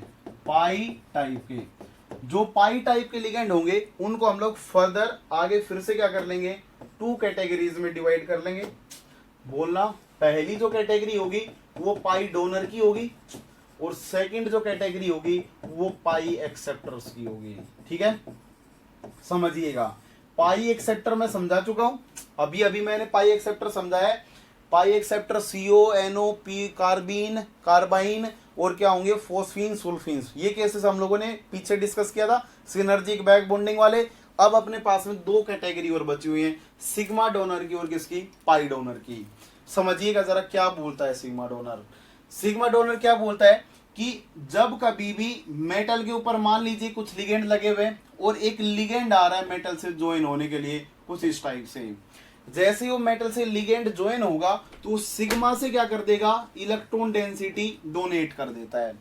जैसे वो सिग्मा से इलेक्ट्रॉन डेंसिटी डोनेट करेगा तो उसके पास में ना तो उसके पास में क्या है, पाई स्टार है, ना ही उसके पास में क्या है, पी ऑर्बिटल है, ना ही वैकेंट पी ऑर्बिटल है। ये दोनों ही कंडीशन नहीं है, लेकिन उस लिगेंड के पास में क्या हो सकता है, सिग्मा स्टार प्रेजेंट हो सकता है, कोई दिक्कत नहीं है, उसके पास सिग्मा स्टार प्रेजेंट हो सकता है। लेकिन ये वाला जो सिग्मा स्टार होगा वो पक्का ही किसका रहा होगा, हाई एनर्जी का रहा होगा। किसका रहा होगा, हाई एनर्जी का रहा होगा। और वो हाई एनर्जी का कब होगा, जब बॉन्ड क्या होंगे, स्ट्रॉन्ग होंगे। जब मान लो कि अमोनिया टाइप का लिगेंड आया या H2O टाइप का लिगेंड आया तो जो NH और जो अपने पास में OH बॉन्ड होंगे वो स्ट्रॉन्ग होंगे, उनका सिग्मा स्ट्रॉन्ग होगा तो उनका सिग्मा स्टार हायर एनर्जी के होंगे। अगर वो हायर एनर्जी के होंगे तो उनमें बैक डोनेशन की पॉसिबिलिटीज नहीं होंगी। तो यहाँ पे भी नो बैक डोनेशन, यहाँ पे भी क्या नहीं होगा, कोई बैक डोनेशन नहीं होगा। ये कंडीशन थर्ड कंडीशन होगी, मतलब वो किसी तरीके से आएगा, मेटल को इलेक्ट्रॉन डेंसिटी देगा, लेकिन वापस सिनर्जिक बॉन्डिंग नहीं करेगा, ना पाई स्टार में, ना पी में और ना सिग्मा स्टार में। उन कंडीशंस में वो क्या करता है, वो लिगेंड जो होगा वो पक्का ही मोर इलेक्ट्रोनेगेटिव होता है, और मोर इलेक्ट्रोनेगेटिव होने की वजह से वो -I से इलेक्ट्रॉन डेंसिटी खींच डालता है। वो किससे निकाल लेगा, क्योंकि इलेक्ट्रॉन न्यूट्रलिटी प्रिंसिपल तो उसको फॉलो करना ही है। अगर उसने सिग्मा से इलेक्ट्रॉन दिए तो जब वो खींचेगा तो किससे निकालेगा, -I से। किससे निकाल लेगा जी, -I से। तो इंडक्टिव इफेक्ट से वो इलेक्ट्रॉन डेंसिटी विड्रॉ कर लेता है। ठीक है, अब समझिएगा जरा आगे की कहानियां। अब बात ये आती जी एल लिगेंड होगा क्या, ठीक है सुनना। एल लिगेंड जो होंगे वो सारे के सारे कहलाएंगे सिग्मा डोनर, जो किसके होंगे, सेकेंड पीरियड के न्यूट्रल कंपाउंड्स। सेकेंड पीरियड जो एलिमेंट्स होंगे उन एलिमेंट्स के जो न्यूट्रल कंपाउंड्स होंगे, क्या होंगे, न्यूट्रल कंपाउंड्स रहे होंगे, वो सारे के सारे सिग्मा डोनर की तरह क्या करेंगे, बिहेव करेंगे। आइए सेकंड पीरियड में ऐसा कौन कौन आ सकता है जी, देखो तो फिर नाइट्रोजन और किसके होंगे, ऑक्सीजन फैमिली के रहे होंगे, ठीक है। समझना कैसे, देखिए आपके पास में अमोनिया है जी, आपके पास में प्राइमरी अमीन हो सकती है जी, आपके पास में सेकेंडरी अमीन हो सकती है, या फिर वो क्या हो सकती है, प्राइमरी अमीन हो सकती है, या फिर वो आपके पास में टर्सरी अमीन हो सकती है। इसके अलावा अल्कोहल हो सकता है, या फिर वो H2 हो सकता है, या फिर वो ईथर हो सकता है। ये सारी की सारी कंडीशंस होंगी, ये वाली जो सारी की सारी कंडीशंस होगी वो सिग्मा की तरह इलेक्ट्रॉन तो दे देगा, लेकिन एक्सेप्ट करने के लिए उसके पास में कोई ऑर्बिटल नहीं होगा, इसलिए केवल इलेक्ट्रोनेगेटिविटी -I के बेसिस पे इलेक्ट्रॉन डेंसिटी विड्रॉ करेगा। ये कहानियां थी सिग्मा डोनर की, ठीक है। दूसरी कंडीशन की बात करते हैं, जरा बोर्ड पे देखना। सेकंड जो कंडीशन है आपके पास में वो किसकी है, पाई डोनर्स की। किसकी है, पाई डोनर्स की। अगर मैं पाई डोनर्स की बात करता हूं तो इसमें आते हैं हम लोग ऐसा बोलते हैं कि जो सिग्मा से तो दे ही दे और किससे दे, पाई से भी दे। तो देखो ऐसे लिगेंड कमाली करेंगे, देखना मेटल के पास जुड़ने आया, कहां से इलेक्ट्रॉन डेंसिटी दी, सिग्मा से, पहले सिग्मा से दे दिया, उसके बाद में मेटल के पास में अब भी क्या था, वैकेंट ऑर्बिटल, और उसने क्या किया, फिर से उसने पी से भरा हुआ, मतलब कोई भी ऑर्बिटल उसका जो भरा हुआ है उसे फिर से इलेक्ट्रॉन डेंसिटी डोनेट कर दे, तो उन कंडीशंस में ऐसे लिगेंड को पाई डोनर लिगेंड बोला जाता है। सिग्मा के साथ साथ अगर वो पाई से भी दे देता है तो ऐसे लिगेंड्स पाई डोनर कहलाएंगे, ठीक है। अगर मैं पाई डोनर वालों की बात करता हूं तो पाई डोनर वालों में क्या बोला जाएगा कि वो कौन से लिगेंड्स होंगे, वो सारे के सारे क्या तो वो हलाइड्स होंगे, बोलो यार, क्या तो क्या रहे होंगे, हलाइड्स रहे होंगे, या फिर सेकंड पीरियड के न्यूट्रल कंपाउंड्स की अनायनिक फॉर्म्स रही होंगी। जितने भी आपके पास में सेकंड पीरियड के न्यूट्रल कंपाउंड्स हैं उनकी अनायनिक फॉर्म रही होगी, जैसे OH नेगेटिव हो सकता है या OR नेगेटिव हो सकता है, बोलो यार। इसके अलावा वो क्या हो सकता है, NH2 नेगेटिव हो सकता है, NHR नेगेटिव हो सकता है, या NR2 नेगेटिव हो सकता है। ये सारे के सारे लिगेंड्स होंगे वो सिग्मा से तो देंगे ही देंगे, साथ में पाई से भी दे देंगे, दोनों हाथों से देंगे, इसलिए मेटल के ऊपर इलेक्ट्रॉन डेंसिटी सबसे ज्यादा इसी केस में बढ़ेंगी। क्या बात समझ में आई। और जो लास्ट कंडीशन है जी वो तो बताइए आपको, देखो मेटल था, लिगेंड ने इलेक्ट्रॉन डेंसिटी दी, बोलो यार, दी लिगेंड ने, अब इस मेटल के ऊपर क्या हुआ, इलेक्ट्रॉन डेंसिटी बढ़ी, इतनी देर से तो इसे ही पढ़ रहे हैं, बोलो यार, इसके ऊपर इलेक्ट्रॉन डेंसिटी बढ़ी और इसने क्या कर दिया, मान लीजिए इसके पास में पाई स्टार है, पाई स्टार में वापस से क्या कर दी, डोनेट कर दी। तो ऐसी बॉन्डिंग्स जहां पे भी होंगी वो सारे के सारे लिगेंड पाई एक्सेप्टर होंगे, पाई स्टार में, सिग्मा स्टार में, या फिर पी ऑर्बिटल में बैक डोनेशन करवाएंगे।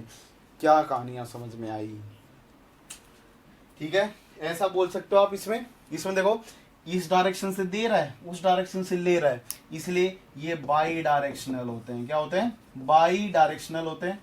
और इसमें दोनों ही इलेक्ट्रॉन डेंसिटी एक ही डायरेक्शन में फ्लो हो रही है, इसलिए इनका दूसरा नाम मोनो डायरेक्शनल भी बोला जाता है।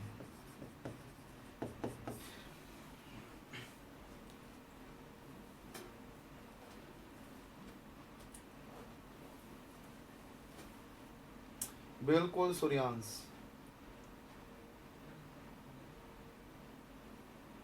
उसने उससे दे दिया ना भाई, उस ऑर्बिटल को दे दिया।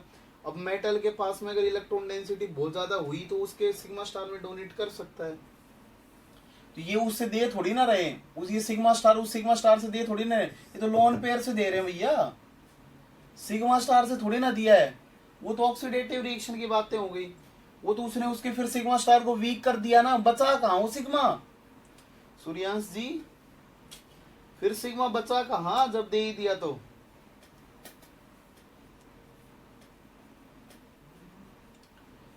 क्या सूर्यांश कश्यप जी बात समझ में आई? जब सिग्मा दे ही दिया तो वो तो बर्बाद ही हो गया। किस बात का गुरूर है उसको? अब उसकी इज्जत नीलाम हो चुकी है। जब सिग्मा स्टार दे ही देगा। ठीक है, चले फिर तो सिग्मा स्टार अपने आप ही वीक पड़ जाएगा और वो लेने लग जाएगा। फिर H2 चलवा रहा हो चाहे वो CH4 रहा हो या कुछ भी रहा हो। आइए आगे बढ़ते हैं। ठीक है, आइए जरा देखना, इन्हीं बातों को कंपेयर करते हैं और स्ट्रेचिंग फ्रीक्वेंसी में अप्लाई करते हैं। देखिएगा जी। ठीक है, बिल्कुल बिल्कुल सही बात सूर्यांश जी, सही सोच रहे हो। देखिएगा भाई, इससे अगर अगली कहानी अगर मैं बात करता हूं, बोर्ड पे देखना, मेरे पास में क्या था, यहाँ पे मेटल था, इसके साथ में लिगेंड जुड़ने आया। ठीक है, ये लिगेंड मेरे पास में कौन सा था, सिग्मा डोनर। ठीक है, डोनर। दूसरा मेटल था, उसके साथ में लिगेंड जुड़ने आया, अब की बार लिगेंड कैसा था, पाई डोनर। ठीक है, और जो थर्ड कंडीशन थी, मेटल आया, उसके साथ में लिगेंड आया, और अब की बार लिगेंड था पाई एक्सेप्टर। ठीक है, इसके साथ में कुछ एन लिगेंड दूसरे लगे हुए, कोई भी दूसरा लिगेंड लगे हुए, कुछ इस टाइप से कॉम्प्लेक्स है। समझिएगा जरा, अगर मैं ऐसा बोलता हूं कि पहले केस में क्या किया, इसने सिग्मा से इलेक्ट्रॉन डेंसिटी डोनेट कर दी। ठीक है, अब सिग्मा से डोनेट करने के बाद में तो कुछ करेगा नहीं, ओनली क्या लगाएगा, -i, मतलब कुछ ना कुछ क्या करेगा, विड्रॉ करेगा। अगर कुछ ना कुछ विड्रॉ करेगा तो उन कंडीशंस में इसने सिग्मा से इलेक्ट्रॉन डेंसिटी दी है तो इसके ऊपर कुछ ना कुछ इलेक्ट्रॉन डेंसिटी बढ़ी होगी। ठीक है, इस इलेक्ट्रॉन डेंसिटी को मैंने 1 नाम दे दिया। दूसरे केस में क्या हुआ, ये आया, पाई डोनर आया, सिग्मा से भी दिया और किससे दे दिया, पाई से भी दे दिया, दोनों से ही डाल दिया, और जब दोनों से दे देगा तो इलेक्ट्रॉन डेंसिटी 2 और भी ज्यादा बढ़ जाएगी। बोलो यार, बहुत ज्यादा इलेक्ट्रॉन डेंसिटी क्या हो जाएगी, इंक्रीज हो जाएगी। और इस केस में सिग्मा से तो दिया, पाई में वापस ले लिया। ठीक है, तो उन कंडीशंस में इलेक्ट्रॉन डेंसिटी डिक्रीज कर जाएंगी। क्या कर जाएंगी, इनके कंपैरिजन में डिक्रीज कर जाएगी। तो जब मैं इलेक्ट्रॉन डेंसिटी का ऑर्डर देखूंगा तो मेरे पास में इलेक्ट्रॉन डेंसिटी जो मिलेगी वो सेकंड में सबसे ज्यादा होगी। बोलो यार, पाई डोनर में सबसे ज्यादा होगी, उसके बाद में किस में होगी, सिग्मा डोनर में, और लीस्ट होंगी किसके केस में, पाई एक्सेप्टर में। बोलो, क्या ये कहानी समझ में आई? अगर कहानी समझ में आएगी तो आगे की कहानियां तो बिल्कुल सो सिंपल है। ठीक है, देखो इसके ऊपर C ट्रिपल बॉन्ड O चिपका लेता हूं, इसके ऊपर C ट्रिपल बॉन्ड O चिपका लेता हूं, और इसके ऊपर C ट्रिपल बॉन्ड O चिपका लेता हूं। अब बताएंगे आप, अगर इलेक्ट्रॉन डेंसिटी हो गई नहीं तो उस तरफ देगा क्या, बोलो यार, तो उस तरफ इलेक्ट्रॉन डेंसिटी डोनेशन कम हो जाएगा, और जब कम हो जाएगा तो बोन ऑर्डर कम डिक्रीज करेंगे, और बोन ऑर्डर कम डिक्रीज करेंगे तो स्ट्रेचिंग फ्रीक्वेंसीज हाई होंगी। इसलिए आप बोल सकते हैं कि जो लास्ट वाला जो पाई एक्सेप्टर वाला है उसमें जो CO की स्ट्रेचिंग फ्रीक्वेंसी होंगी, जो CO की स्ट्रेचिंग फ्रीक्वेंसी होगी सबसे ज्यादा होगी। बोलो यार, इलेक्ट्रॉन डेंसिटी ज्यादा होगी तो बैक डोनेशन ज्यादा होगा, और अगर बैक डोनेशन ज्यादा होगा तो उन कंडीशंस में CO की स्ट्रेचिंग फ्रीक्वेंसी कम हो जाएंगी। तो 2 में सबसे कम, उससे ज्यादा 1 में, और थर्ड में सबसे ज्यादा। क्या ये कहानी समझ में आई? क्या ये कहानी समझ में आई? रच दी हम लोगों ने कहानी।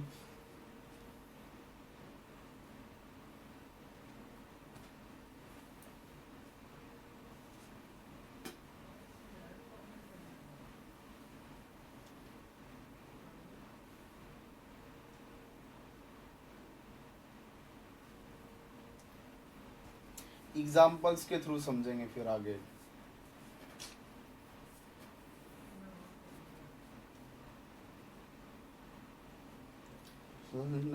ओके, आइए आगे समझते हैं। ठीक है, देखिएगा भाई। ठीक है, मैं आपको 2 कंपैरिजंस करवाता हूं। ठीक है, बताना मेरे को, देखना 2 क्वेश्चंस लेके चलता हूं मैं, डिवाइड कर लेता हूं बोर्ड को। कहानी बिल्कुल, कहानियां जो होंगी बिल्कुल पानी की तरह क्लियर हो जाएंगी, मतलब क्रिस्टली क्लियर हो जाएंगी। देखना, पहला एग्जांपल लिया मैंने, क्या मैंने पहले MO लिया, ठीक है, या कोई भी मेटल ले लें, जैसे Cr ले लिया मैंने। ठीक है, इसके ऊपर 6 मैंने क्या चिपका दिए, कार्बोनिल चिपका दिए। या जर्नलाइज कर लेता हूं, मेटल जर्नलाइज कर लेता हूं और भी मजा आएगा। देखना, मेटल जर्नलाइज कर ले, इसके ऊपर कुछ CO लगे हुए हैं दूसरे केस में, और इसके ऊपर एक लिगेंड लगा दिया, मान लो कि CO ही लगा हुआ है। दूसरा मेटल था, इसके ऊपर CO5 के साथ में एक H2 चिपका दिया, और लास्ट केस में मेटल के साथ में CO5 था और एक Cl चिपका दिया। अब मेटल सेम भी हो सकता है और मेटल डिफरेंट भी हो सकता है, उससे आपका कोई लेना देना नहीं है, ठीक है। अब आपको ये बताना है जनाब कि इनमें से किसकी स्ट्रेचिंग फ्रीक्वेंसी ज्यादा होगी, इसमें से किसकी स्ट्रेचिंग फ्रीक्वेंसी ज्यादा होगी। पहला क्वेश्चन ये वाला है। और दूसरा क्वेश्चन जो है मेरे पास में, वो सेकंड क्वेश्चन है मेरे पास में। मैंने वास का कॉम्प्लेक्स ले लिया। वास का कॉम्प्लेक्स अपने पास में क्या होता था, इरिडियम PPH3 CO और Cl होता है, ये वास का कॉम्प्लेक्स होता है। इस वास का कॉम्प्लेक्स के ऊपर मैंने Cl2 डाल दिया है, और Cl2 डाल के मैंने इसके ऊपर ऑक्सीडेटिव एडिशन रिएक्शन करवा ली है, Cl CO PPH3, ठीक है। आगे पढ़ेंगे हम लोग पूरी डिटेल में कि यहाँ पे क्या हुई है, ऑक्सीडेटिव एडिशन रिएक्शन, ठीक है। ऑक्सीडेटिव एडिशन रिएक्शन मैंने करवा ली है। तो आपको यहाँ पे ये रिएक्टेंट है आपके पास में, और ये आपके पास में क्या है, प्रोडक्ट है। तो किसकी स्ट्रेचिंग फ्रीक्वेंसी ज्यादा होंगी, CO की स्ट्रेचिंग फ्रीक्वेंसी कंपेयर कर देनी है, CO की स्ट्रेचिंग फ्रीक्वेंसी कंपेयर कर देनी है।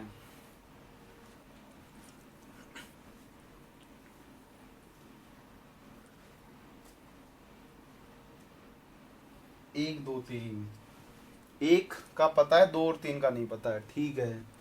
ममता डिक्रीजिंग। 2 क्वेश्चन है, दोनों से कहानियां बिल्कुल क्लियर हो जाएंगी, आपको कभी जिंदगी में कोई दिक्कत आ ही नहीं सकती है।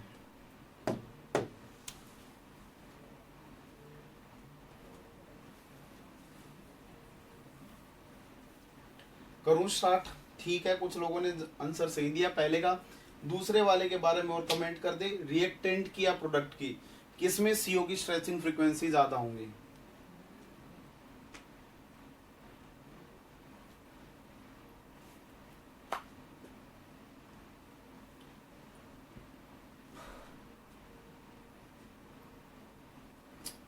ओके सूर्यांश जी,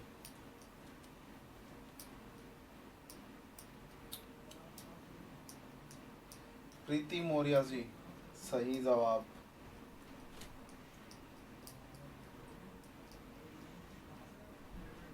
रिएक्टेंट की, ओके ममता।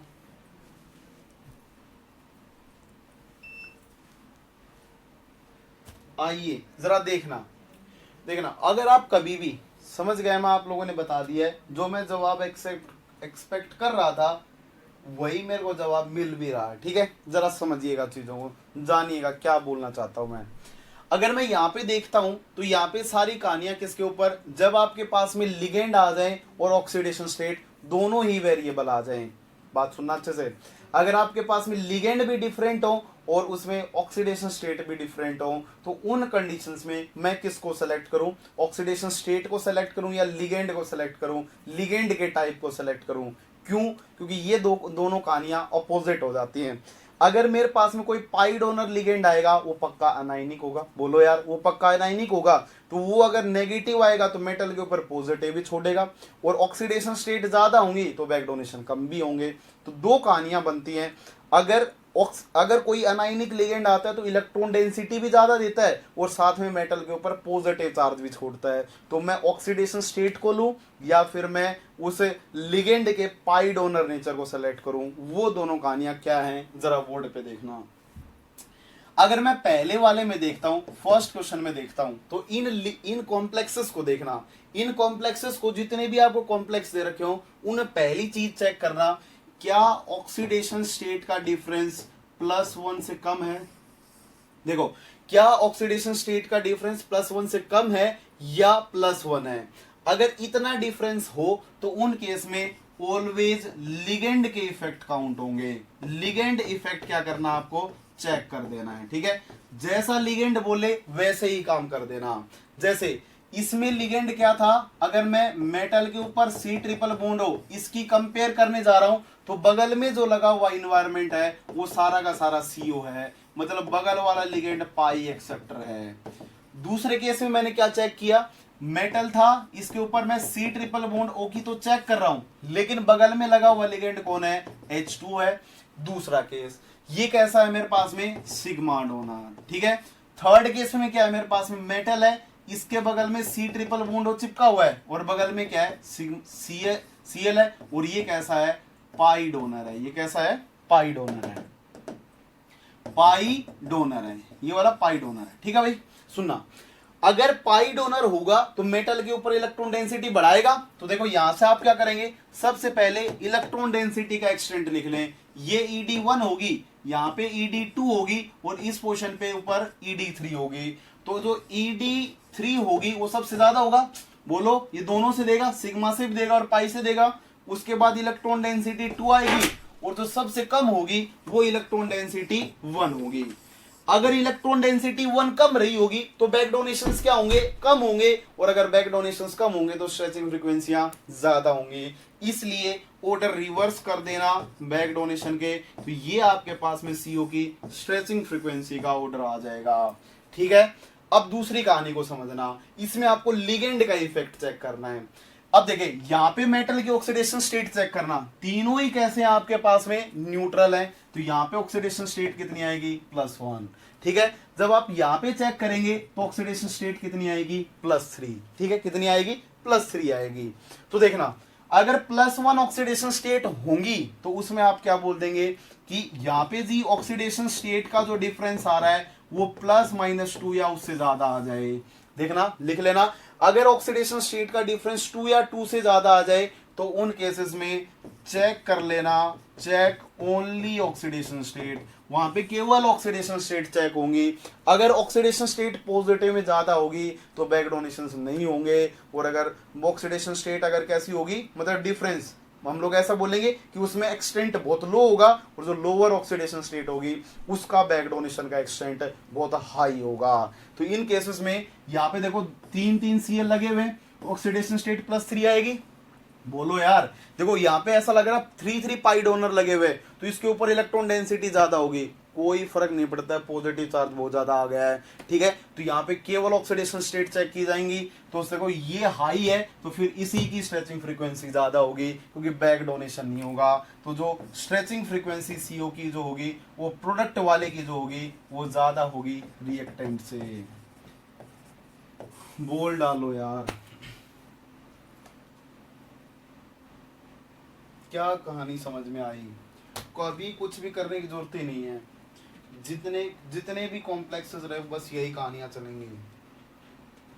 क्या लिगेंड डिफरेंट होंगे, क्या ऑक्सीडेशन स्टेट डिफरेंट होंगी, या फिर दोनों ही डिफरेंट होंगे, तो फिर ऑक्सीडेशन स्टेट कब और कब लिगेंड के इफेक्ट्स।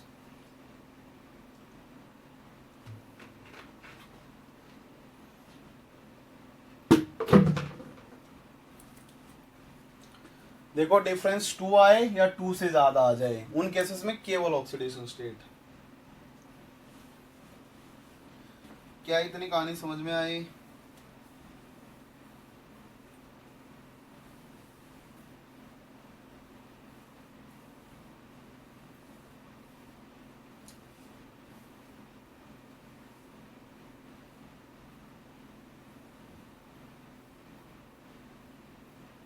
ओके सुनीत जी, ओके संजीव, और बोले भाई सब लोग जवाब दें। ओके ममता,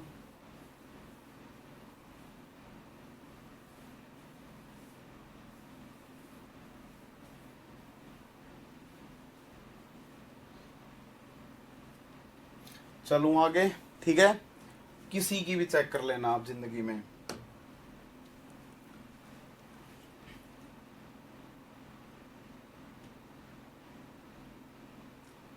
बिल्कुल सूर्यांश भाई, कोशिश पूरी कर रहे हैं, ठीक है, बस आप लोग पेपर में कराना।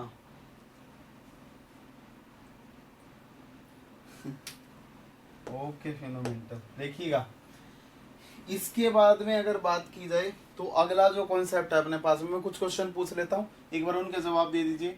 अभी लिगेंड की बात कर रहे हैं तो एक बार लिगेंड में लिख देता हूँ, उसके बाद बात करेंगे, ठीक है। देखना एक बार, उसके बेस्ड बातें करेंगे। एक क्वेश्चन और बताओगे क्या, एक क्वेश्चन और बता दो यार, उसके बाद में चलेंगे आगे। आपके पास में क्या है, क्रोमियम है, इसमें CO5H2 है, और दूसरा है अपने पास में CrCO5 अमोनिया है। किसकी स्ट्रेचिंग फ्रीक्वेंसी ज्यादा होंगी, फर्स्ट और सेकंड?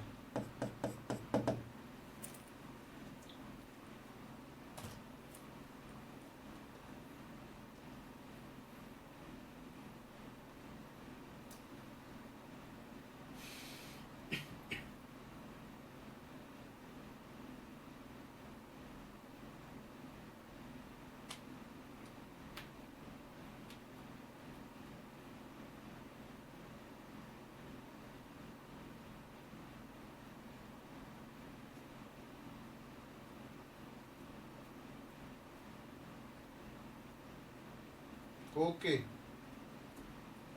बिल्कुल सही जवाब है भूपेंद्र एंड संजीव जी।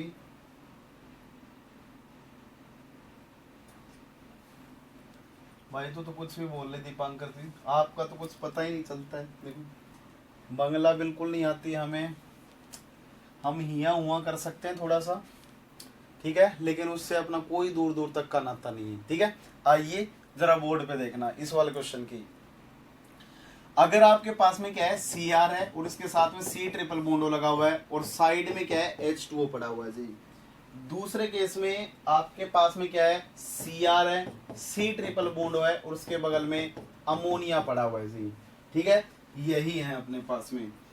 अब देखना यहाँ पे अगर बात की जाएगी डोनेशन की, बैक डोनेशन, अगर यहाँ से सिग्मा की डोनेशन की बात की जाए तो बताना ऑक्सीजन के पास में लोन पेयर है तो ये क्या इजीली डोनेट करेगा नाइट्रोजन के कंपैरिजन में? नहीं। क्यों? क्योंकि इसकी इलेक्ट्रोनेगेटिविटी क्या है, नाइट्रोजन से ज्यादा है। किससे? नाइट्रोजन से ज्यादा है। तो एक तो ये यहां से क्या करेगा, कम डोनेट करेगा, और ये वाला यहां से क्या करेगा, ज्यादा डोनेट करेगा। दूसरा, अगर मैं इलेक्ट्रोनेगेटिविटी के बेस पे बोलता हूं तो इसका इंडक्टिव इफेक्ट ज्यादा होगा। बोलो यार, अगर ये दे भी देंगे तो इसका इंडक्टिव इफेक्ट कम होगा और इसका इंडक्टिव इफेक्ट ज्यादा होगा, तो ये इलेक्ट्रॉन डेंसिटी पुल भी क्या करेगा, ज्यादा करेगा। किसके कंपैरिजन में? उसके कंपैरिजन में। इसलिए जब आप ओवरऑल इलेक्ट्रॉन डेंसिटी को कंपेयर करेंगे तो इलेक्ट्रॉन डेंसिटी जो 1 होंगी वो कम होंगी, वो किससे? इलेक्ट्रॉन डेंसिटी 2 से। बोलो यार, ज्यादा देके कम निकाल रहा है और इस केस में क्या कर रहा है, कम देके ज्यादा निकाल रहा है। इसका मतलब इलेक्ट्रॉन डेंसिटी 2 ज्यादा होंगी और 2 ज्यादा होंगी तो स्ट्रेचिंग फ्रीक्वेंसी फिर 1 वाले की ज्यादा हो जाएगी। अपोजिट है, बोल दो अपोजिट है। इक्वल होंगी, कैसे इक्वल होंगी विनीत, कमाल ही कर दिए हो। अच्छा सिग्मा डोनर दोनों तो इक्वल होंगे। अरे इंडक्टिव चेक कर ले। सही जवाब, अनोखा जवाब, इक्वल होंगे।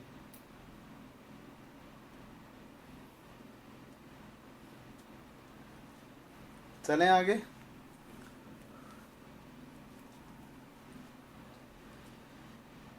ये सही था, इक्वल होंगे।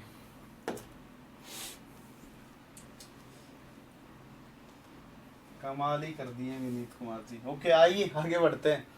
अगर इससे अगली कहानियां बात की जाए तो लिगेंड की हम लोग जनरली, अब ये भी तो चेक करना पड़ेगा ना भाई, अगर कोई पाई एक्सेप्टर लिगेंड है तो कौन अच्छा पाई एक्सेप्टर है, कौन बुरा पाई एक्सेप्टर है। तो जनरली जो क्वेश्चन पूछा जाता है वो फोस्फीन को बहुत लेके पूछा जाता है। तो फोस्फीन की हम लोग बात कर लेते हैं एक बार, ठीक है। जरा बोर्ड पे देखना, अगर मैं फोस्फीन्स की अगर बात करता हूं, फोस्फीन्स की अगर मैं बात करता हूं तो ये सारे के सारे सिग्मा स्टार में क्या करते हैं, इलेक्ट्रॉन डेंसिटी एक्सेप्ट करते हैं। तो देखना, इनकी अगर मैं एक्सेप्टेंस की बात करता हूं, पाई एक्सेप्टेंस की बात करता हूं, कि इलेक्ट्रॉन डेंसिटी निकालने की बात करता हूं, तो उसका ऑर्डर कैसा आता है, जो PF3 होता है ना जी, वो सबसे ज्यादा इलेक्ट्रॉन डेंसिटी विड्रॉ करता है। उसके बाद में नंबर आता है किसका, PCl3 का। उसके बाद में किसका नंबर आएगा, अपने पास में आ जाएगा फॉस्फोरस, Cl के बाद ऑक्सीजन का POAR3 का आ जाएगा, ठीक है, अराइल ग्रुप होना चाहिए। उसके बाद में कौन आ जाएगा, POR3 अल्काइल होना चाहिए, ये अल्काइल है। उसके बाद में ये कौन सा है, अराइल है, ठीक है। ये पाई एक्सेप्टेंस की सीरीज लिख रहा हूं मैं, ठीक है। उसके नीचे अगर मैं जाऊंगा तो उसके बाद में कौन आएगा, P। अपने पास में अगला डायरेक्ट R वाले ग्रुप आने लग जाएंगे, तो केवल अराइल जैसे ट्राइफिनाइल, ठीक है। उसके बाद में कौन सा ग्रुप आएगा आपके पास में, PR3 आएगा। कौन सा आ जाएगा, R3 आ जाएगा। तो ये वाले ग्रुप होंगे। और जो सबसे नीचे लाई करेगा वो लाई करता है PTBU का होल थ्राइस, ये सबसे नीचे लाई करेगा। ठीक है, तो ये अपने पास में पाई एक्सेप्टेंस की सीरीज होती है। ये सारे के सारे जो इलेक्ट्रॉन डेंसिटी एक्सेप्ट कर रहे हैं वो कहां पे कर रहे हैं, सिग्मा स्टार में। किसमें एक्सेप्ट कर रहे हैं, सिग्मा स्टार में। अब एक बात बताना, अगर मेरे पास में दो लिगेंड आ जाए, एक पाई स्टार में एक्सेप्ट कर रहा हो और एक सिग्मा स्टार में एक्सेप्ट कर रहा हो, तो कौन अच्छा एक्सेप्टेंस रखेगा। तो बोर्ड पे देखना, अगर मैं ऐसा बोलता हूं कि इतनी एनर्जी में मेरे पास में पाई स्टार था, तो पक्का सिग्मा स्टार तो उससे ऊपर ही होगा यार, बोलो सिग्मा स्टार तो उससे पक्का ही ऊपर होगा। स्ट्रॉन्ग बॉन्ड होता है सिग्मा पाई के कंपैरिजन में। इसलिए जब मैं जर्नल कैटेगरीज में डिवाइड करता हूं, अगर मैं जर्नली बोलता हूं तो पाई स्टार की एनर्जी लोअर है, तो जब मेटल से जो एक्सेप्टेंस की बातें आएंगी तो पाई स्टार में इजिली लिए जाएंगे। इसलिए PF3 के कंपैरिजन में स्ट्रॉन्ग पाई एक्सेप्टर होता है कौन, CO। बोलो कौन अच्छा होगा, CO एक्सेप्टर अच्छा होगा। अब देखें CO में से और C ट्रिपल बॉन्ड S में से कौन सा वाला अच्छा एक्सेप्टर होगा, क्या बोलना चाहोगे, S वाला अच्छा एक्सेप्टर होगा या O वाला। तो देखो, अगर मेटल के पास में C ट्रिपल बॉन्ड O लगा हुआ है और मेटल के पास में C ट्रिपल बॉन्ड S लगा हुआ है, तो जब मेटल इलेक्ट्रॉन डेंसिटी वापस देगा तो इलेक्ट्रॉन डेंसिटी कहां पे शिफ्ट हो रही है, बड़े सरफेस पे। बोलो यार सल्फर का साइज कैसा है, बड़ा है, और अगर बड़े सरफेस के ऊपर आएगी तो electron density per unit surface में कम होगी, और अगर पर यूनिट सरफेस में कम होगी तो वो स्टेबलाइज्ड ज्यादा होगी, और अगर वो स्टेबलाइज्ड ज्यादा होगी तो उसका एक्सटेंट ऑफ बैक डोनेशन भी क्या हो जाएगा, ज्यादा हो जाएगा। इसलिए कार्बन के कंपैरिजन में सल्फर थायो जो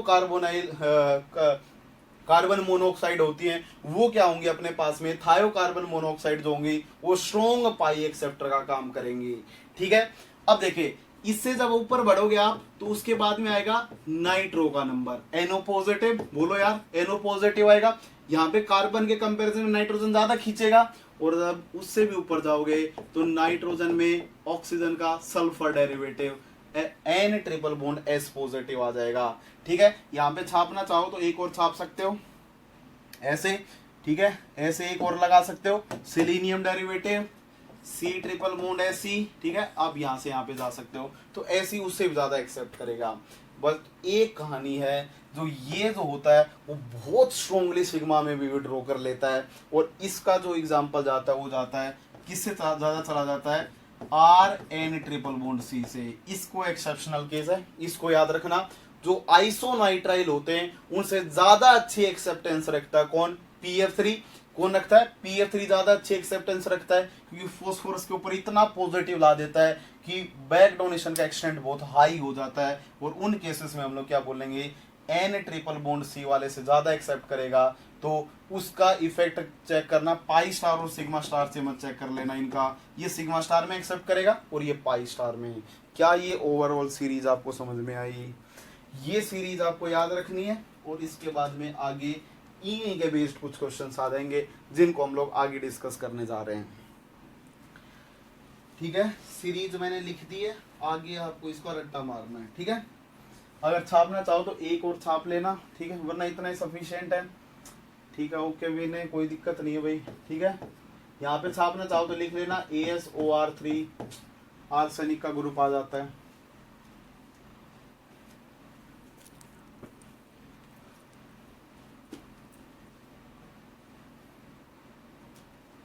चलूं क्या आगे, ये सीरीज ध्यान रख लेना भाई। ठीक है,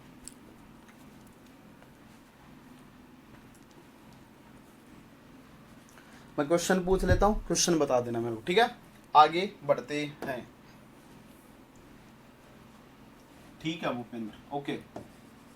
MoCO3 PF3 का होल थ्राइस, MoCO3 PCl3 का होल थ्राइस, MoCO3 अमोनिया का होल थ्राइस, और MoCO3 PTBU का होल थ्राइस। सबकी स्ट्रेचिंग फ्रीक्वेंसी कंपेयर करते हैं।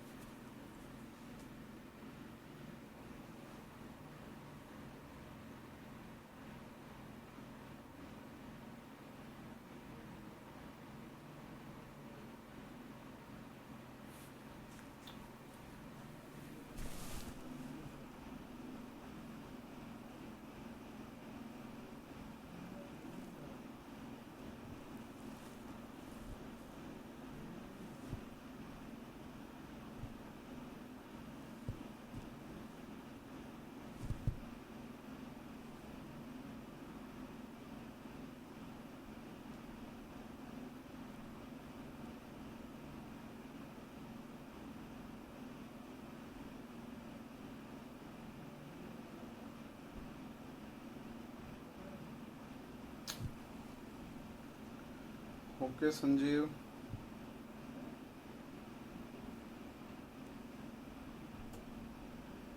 हाँ भाई रटना मत, बिल्कुल मैंने समझाया दिया है वैसे तो। हाँ ठीक है, समझा ही दिया, वो रटने की तो जरूरत ही नहीं है। वो एक दो बातें तो ध्यान रखनी पड़ेंगी, वो एक्सेप्शनल हर जगह याद आते हैं। 3 4 2 1। सुनीत जी increasing decreasing.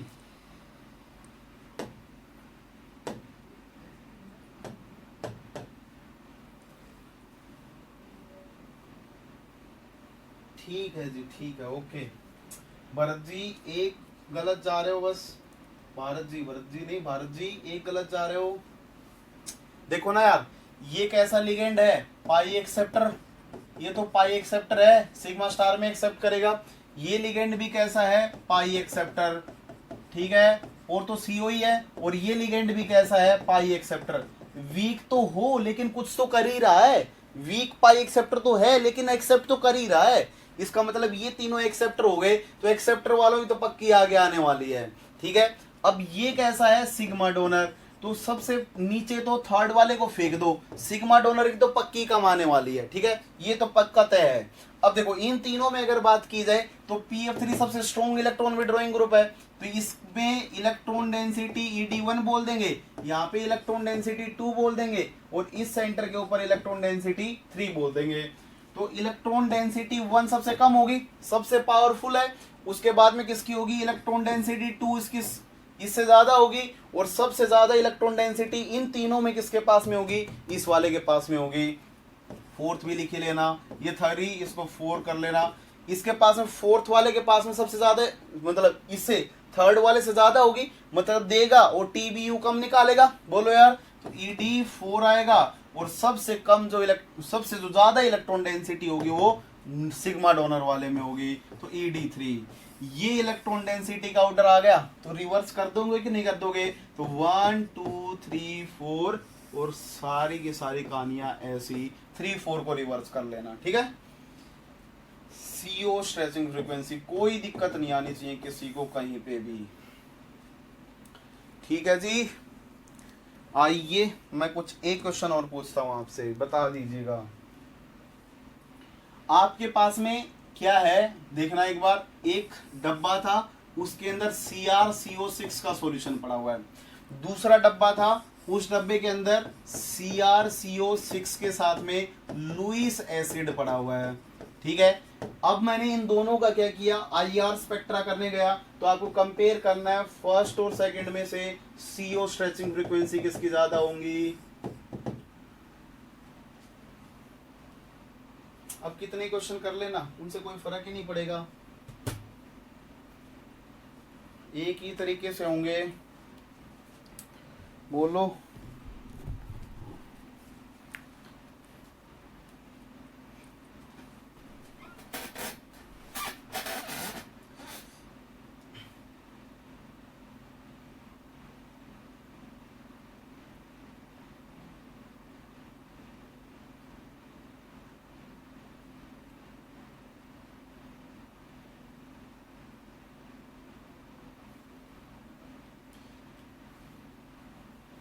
Okay Bhupendra, okay Suryansh, second one okay Dipankar.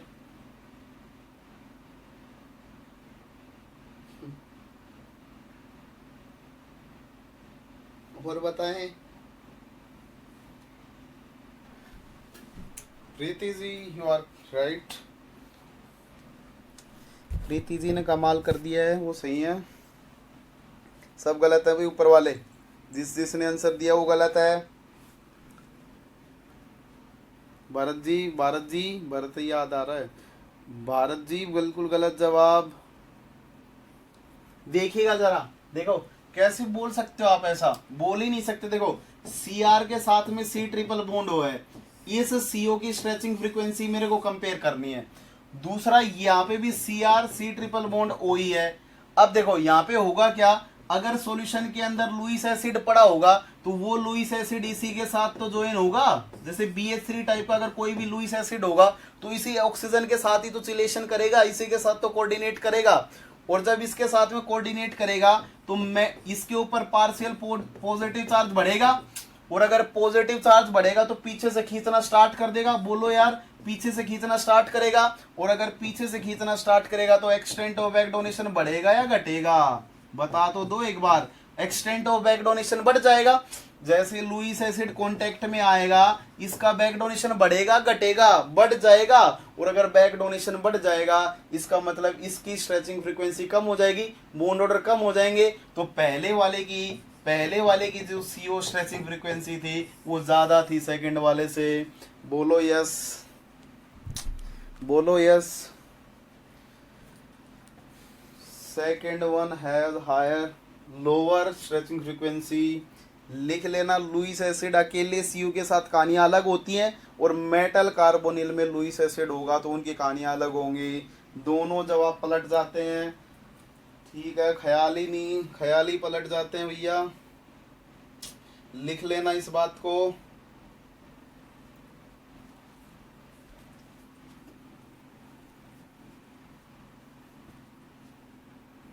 बोल तो दो, चलूं क्या आगे?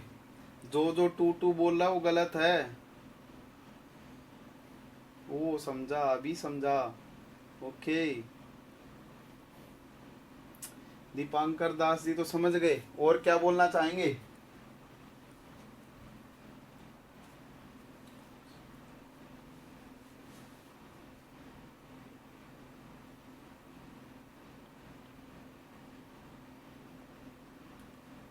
सब फर्जी हैं, कोई बोल ही नहीं रहा। ठीक है, ओके संजीव, चले आगे, बढ़ते हैं आगे, ठीक है। उल्टा हो जाएगा भाई आंसर, एक को छोड़ के सब ने गलत जवाब मारा है। अगला देखना, अगला जो कॉन्सेप्ट है अपने पास में वो लुईस या एसिडिक स्ट्रेंथ का है, ठीक है।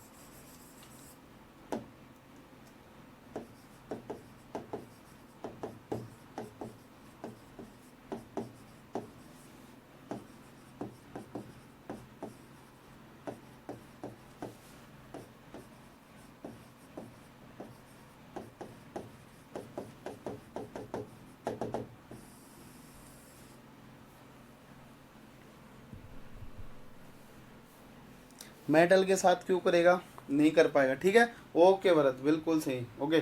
सुनिएगा जरा, अगली जो कहानियां हैं वो है एसिडिक स्ट्रेंथ की। मतलब अगर मान लो कि मेटल के साथ में अगर कोई भी हाइड्रोजन लगा हुआ है और उसी के ऊपर कुछ कार्बोनिल लिगेंड्स लगे हुए हैं तो उन केसेस में उनकी एसिडिक स्ट्रेंथ को कंपेयर करवाता है। आइए जरा समझते हैं एक एक करके। पहला मैं एग्जांपल ले लेता हूं, एक बोर्ड पे देखना।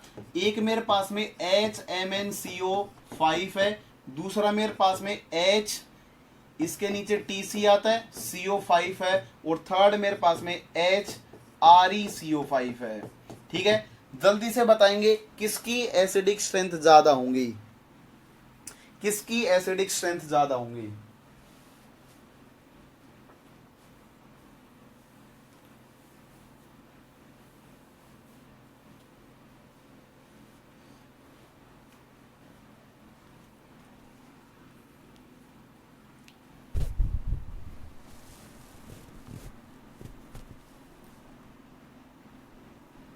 बॉटम वाले की एसिडिक स्ट्रेंथ ज्यादा होगी, दीपांकर दास जी, ओके।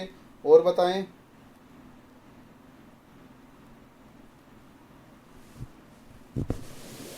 ओके, कोई नहीं, आइए समझते हैं चीजों को, जरा बोर्ड पे देखना। बिल्कुल भारत, बिल्कुल सही जवाब है, ठीक है। जरा देखिएगा, अगर इन कंपाउंड्स में अगर बात की जाए तो देखो ये एसिड है, तो अगर कभी भी इनकी एसिडिक स्ट्रेंथ आपको कंपेयर करनी पड़ जाए तो उन केसेस में आप क्या कर लेना, इनका इक्विलिब्रियम लिख डालना, कॉन्जुगेट बेस बनाना। अगर मैं इसका कॉन्जुगेट बेस बनाता हूं तो MnCO5 नेगेटिव, बोलो यार, कभी भी एसिडिक स्ट्रेंथ डिफाइन की होंगी तो कुछ इसी टाइप से डिफाइन की होंगी। यहाँ पे क्या आएगा, टेक्नीशियम CO5 नेगेटिव आएगा, और इस केस में अगर बात की जाए तो इसमें आएगा H पॉजिटिव ReCO5 नेगेटिव आ जाएगा। कुछ इस टाइप से अपने पास में इक्विलिब्रियम आएगा, ठीक है। अब जरा समझना, अगर इन तीनों में से अगर बात की जाए तो मैं क्या बोलूंगा कि किसी का कॉन्जुगेट बेस जितना ज्यादा स्टेबल होगा उसकी एसिडिक स्ट्रेंथ क्या होगी, उतनी ज्यादा होगी, ठीक है। अब मैं कॉन्जुगेट बेस की स्टेबिलिटी अगर चेक करने जाता हूं तो स्टेबिलिटी किसके बेसिस पे चेक करोगे? Back donation. एक बात तो आपको ये पता हो जानी चाहिए, एक बात मेरे को ये बताना, जब मेटल के साथ में हाइड्रोजन लगा हुआ था तो इस मेटल के ऊपर कैसा चार्ज था? +1, और हाइड्रोजन के ऊपर कैसा चार्ज था? -1। लेकिन जब आपने बाहर निकाला तो किसकी फॉर्म में निकाला? पॉजिटिव के फॉर्म में। तो देखो कहानियां बिल्कुल रिवर्स हो रही हैं। जब मेटल के साथ में होता है तो वो हाइड्राइड का काम करता है, और जैसे जब वो मेटल से लीव करने की कोशिश करता है तो उन केसेस में वो प्रोटॉन की फॉर्म में बाहर निकलता है। दोनों कहानियां अपोजिट है। अगर वो हाइड्राइड था तो उसको हाइड्राइड की फॉर्म में निकलना चाहिए था, लेकिन वो निकलता किसकी फॉर्म में है? प्रोटॉन की फॉर्म में। अजीब कहानियां हैं। क्यों निकलता है प्रोटॉन की फॉर्म में? उसका सारा का सारा खेल जाता है इसके पाई एक्सेप्टर नेचर को, जहां पे इस मेटल के ऊपर जो पाई एक्सेप्टर लिगेंड लगे हुए हैं वो पॉजिटिव ऑक्सीडेशन स्टेट किसी भी कीमत पे नहीं आने दे सकते। इसलिए जब तक मेटल के साथ हाइड्रोजन होता है वो हाइड्राइड होता है, लेकिन जब वो बाहर निकलता है तब वो प्रोटॉन की फॉर्म में निकलता है, H पॉजिटिव की फॉर्म में बाहर निकलता है। अगर मैं यहाँ पे स्टेबिलिटी की बात करता हूं तो कॉन्जुगेट आयन की स्टेबिलिटी की बात करना, देखना यहाँ पे मेटल था, इस मेटल के बगल में C ट्रिपल बॉन्ड O चिपका हुआ है, ठीक है, जो इलेक्ट्रॉन डेंसिटी विड्रॉ करेगा। यहाँ पे टेक्नीशियम है, इसके बगल में भी C ट्रिपल बॉन्ड O चिपका हुआ है, और यहाँ पे रिहेनियम है, यहाँ पे भी C ट्रिपल बॉन्ड O चिपका हुआ है, ठीक है। जर्नली जो ग्रुप की जो एसिडिक स्ट्रेंथ होती है वो यहाँ पे कैसे डिफाइन कर दी जाती है वो मैं आपको बता देता हूं। देखना, अगर मैं यहाँ पे ऐसा बोलता हूं कि मेरे पास में Mn था और CO था, तो CO का जो आपके पास में CO जो रहा होगा उसका पाई स्टार कुछ ऐसा रहा होगा। पाई स्टार जो होगा वो तो चेंज होगा ही नहीं, बोलो यार, पाई स्टार तो CO का सेम साइज का ही रहेगा कुछ इस टाइप से। लेकिन जब आप मेटल की बात करेंगे तो जो मेटल का डोनेशन होगा वो यहाँ पे किससे होगा? 3D वाले ऑर्बिटल से। बोलो कौन सा डोनेट करेगा? 3D। इसके केस में कौन डोनेट करेगा? 4D, इसके कंपैरिजन में बड़ा होगा। और यहाँ पे कौन डोनेट करेगा? 5D। कौन डोनेट करेगा? 5D डोनेट करेगा। तो देखो जब आप डाउन द ग्रुप में जा रहे हो तो यहाँ पे 3D डोनेट किया, यहाँ 5D ने 4D ने किया, और यहाँ पे किसने डोनेट किया? 5D ने। अब एक बात बताना, जब लोब कैसी होंगी? बड़ी बड़ी होंगी, तो ओवरलैपिंग कैसी होगी? Less effective. देखो यहाँ पे छोटी लोब्स होने की वजह से ये जो यहाँ पे जो मेटल के पास में जो भरी हुई इलेक्ट्रॉन डेंसिटी थी उस डेंसिटी को इजिली डोनेट कर पा रहा है।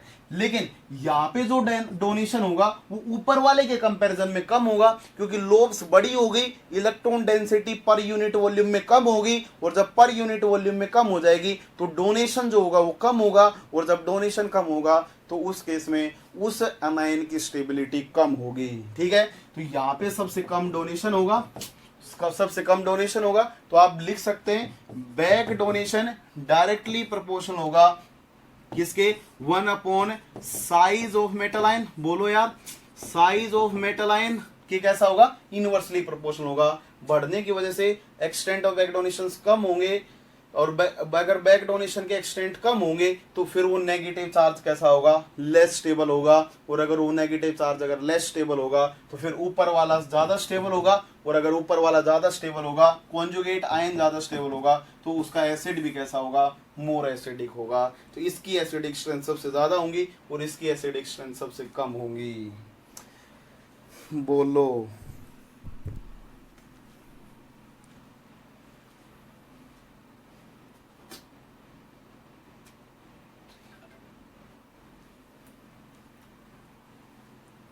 बोल तो दो।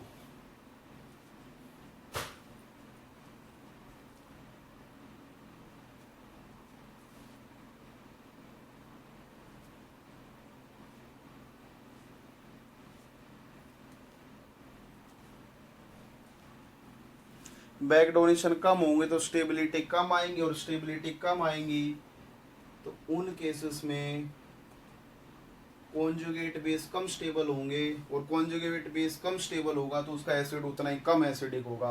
अगर ये कम स्टेबल होगा तो जल्दी पकड़ेगा और उसमें जल्दी जाएगा, तो लेस एसिडिक होगा। ठीक है भैया, धन्यवाद। आइए आगे बढ़ते हैं, आप लोगों को ये बात भी समझ में आ गई है, ठीक है। आगे सीखते हैं आगे की कहानियां, देखना बोर्ड पे देखते रहें। Okay Sanjeev Bharat,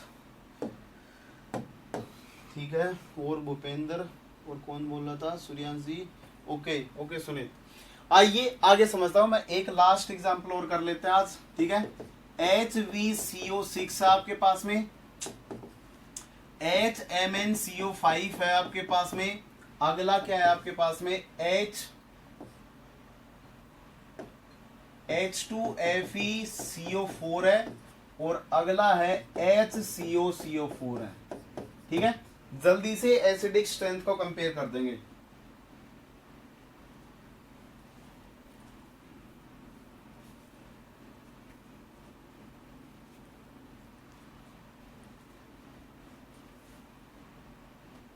acidic strength में केवल साइज के ऑर्डर लिए जाएंगे, याद रख लेना इस बात को थोड़ा सा, इसमें केवल और केवल साइज के ऑर्डर लिए जाएंगे। यहाँ पे इलेक्ट्रोनेगेटिविटी मैटर नहीं करेगी, क्योंकि नेगेटिव चार्ज आने के बाद में अप्रोक्सीमेटली सेम ही हो जाती है इलेक्ट्रोनेगेटिविटी, तो इलेक्ट्रॉन होल्ड करने की टेंडेंसी बचती ही नहीं है, ठीक है। तो उन केसेस में इलेक्ट्रोनेगेटिविटी के फैक्टर्स बिल्कुल कैंसिल आउट हो जाएंगे, उन केसेस में इलेक्ट्रोनेगेटिविटी के फैक्टर बिल्कुल कैंसिल आउट हो जाएंगे। तो साइज के बेसिस पे आप इसका आंसर करिए जल्दी से।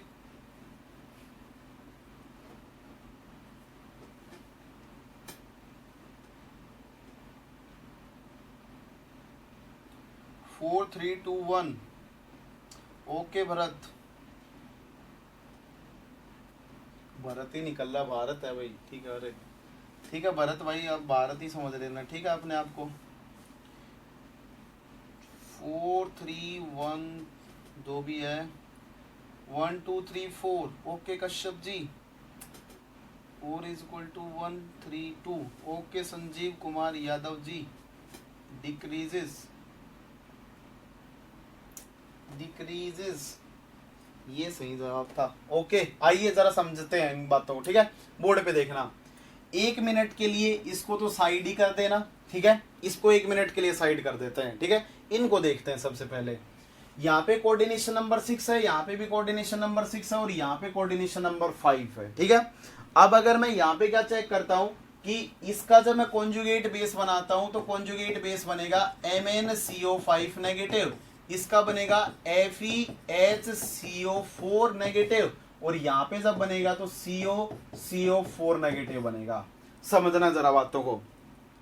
यहाँ पे जब आप बैक डोनेशन करने जाएंगे तो उस बैक डोनेशन में जो Mn है, उस Mn का साइज क्या होगा, बड़ा होगा। Mn का साइज बड़ा होगा, और अगर Mn का साइज बड़ा होगा तो इसके ऑर्बिटल्स के साथ में लेस इफेक्टिव ओवरलैपिंग होगी। लेफ्ट टू राइट में साइज डिक्रीज करते हैं तो कोबाल्ट का जो साइज होगा वो सबसे कम होगा, और अगर सबसे कम होगा तो CO के पाई स्टार के साथ में सबसे अच्छी बैक बॉन्डिंग इसी केस में होंगी।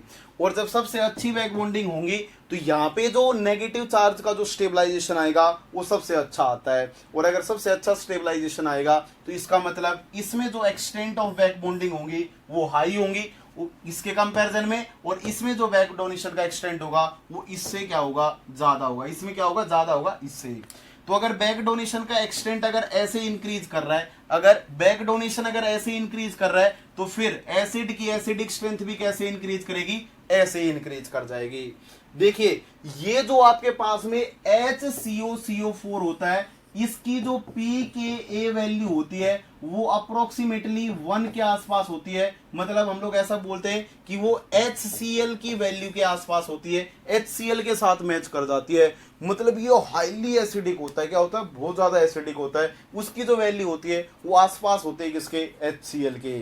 दूसरे केस में देखना, जब आप HVCO6 की बात करेंगे तो यहाँ पे क्या आपके पास में कोऑर्डिनेशन नंबर कितना है, 7 है। देखो 6 आपके पास में कार्बोनिल है और 1 आपके पास में क्या है, हाइड्रोजन है। मेरे को बात बताना, जो 3D के जो मेटल आयंस होते हैं उनका साइज छोटा होता है, छोटा होने की वजह से उसके अराउंड 6 से ज्यादा लिगेंड एग्जिस्ट नहीं करते हैं। जनरली उसके अराउंड 6 से ज्यादा लिगेंड एग्जिस्ट नहीं करते। उनके केस में जो कोऑर्डिनेशन नंबर रहता है वो 4 to 6 के बीच में रहता है।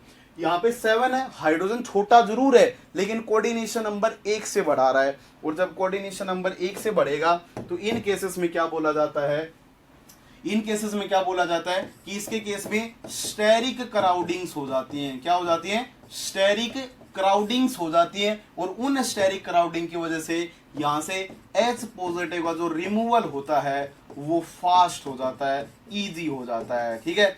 और जो देखो इसमें स्टेबलाइजेशन से आंसर नहीं जाएगा, इसमें H पॉजिटिव के टूटने से आंसर जाएगा। और टूटने का रीजन क्या होगा, क्योंकि वो वहां पे क्या है, स्टेरिक क्राउडिंग ज्यादा है, इसलिए इस कॉम्प्लेक्स की जो एसिडिक स्ट्रेंथ होती है वो मैच कर जाती है HVCO6 की, अप्रोक्सीमेटली इक्वल होती है HCOCO4 के। दोनों ही बहुत स्ट्रॉन्ग एसिड होते हैं, दोनों ही बहुत ज्यादा स्ट्रॉन्ग एसिड होते हैं, बोलो दोनों ही स्ट्रॉन्ग एसिड होते हैं भाई, ठीक है।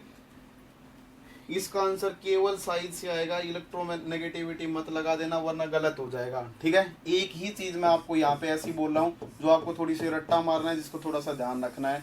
वैसे इसमें केवल साइज के ऑर्डर से ही एसिडिक स्ट्रेंथ बता देना, वरना नॉर्मल केसेस में लेफ्ट टू राइट में इलेक्ट्रोनेगेटिविटी बढ़ने से बैक डोनेशंस कम होते हैं, ठीक है। वहां पे पूरा स्ट्रेचिंग फ्रीक्वेंसी में वही लगाना, केवल एसिडिक स्ट्रेंथ में केवल साइज का देख लेना। और यही वो एग्जांपल है जिसको आपको थोड़ा सा ध्यान रखना है, ठीक है। हाँ मैंने डे में केस में कमाल ही हो गया भाई, ठीक है। ओके, आपको कहानियां समझ में आ गई होंगी। एक छोटी सी बात और कर लूँ क्या, 2 मिनट और ले लेता हूं आपकी, ठीक है। आइए लास्ट कहानी, HMnCO2PPH3 होल थ्राइस है, और एक है HMnCO2PF3 का होल थ्राइस है। जल्दी से ये और बता दें कि किसकी एसिडिक स्ट्रेंथ ज्यादा होगी। H2FeCO4 में तो एक प्रोटॉन दे दिया, उसमें तो कोई लेना देना है ही नहीं, साइज ही है, लेफ्ट टू राइट में साइज ही है। Okay Bhupendra, left to right में तो बिल्कुल साइज ही चलेगा। वो एग्जांपल थोड़ा सा उसमें मतलब कॉन्ट्राडिक्ट करता है वो इलेक्ट्रोनेगेटिविटी से, इसलिए मैंने बोला उसको थोड़ा सा स्पेशली ध्यान दे लेना। वो केवल और केवल साइज को ही आपको कंसिडर करना पड़ेगा, ठीक है, केवल और केवल साइज को। डाटा है यार, पी के वैल्यू है, उसको मैं एक्सप्लेन कर रहा हूं। बता डालें जल्दी से, ये लास्ट क्वेश्चन आज का।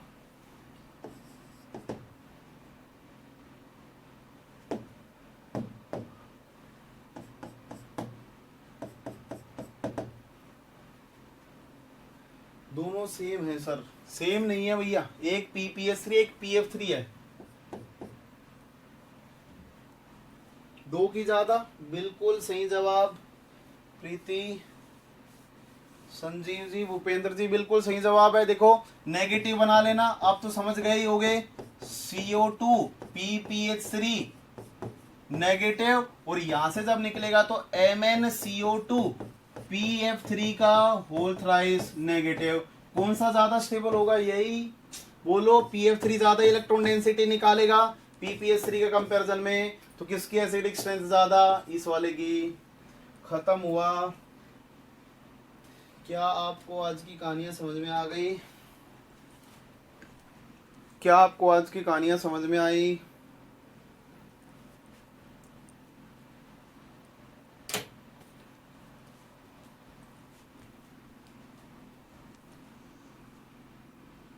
बैक डोनेशन के इफेक्ट चल रहे हैं। अगली में इनकी रिएक्शंस, वो मतलब प्रिपरेशंस के बाद रिएक्शंस और इसका स्पेक्ट्रा, ठीक है। कोशिश करेंगे कि कल ये अपना खत्म हो जाए अप्रोक्सीमेटली, ठीक है। क्या ये कहानियां समझ में आई? Thank you so much. Okay, सारा समझ गए, okay, thank you so much. Next class में मिलते हैं भाई। ओके, थैंक यू भाई।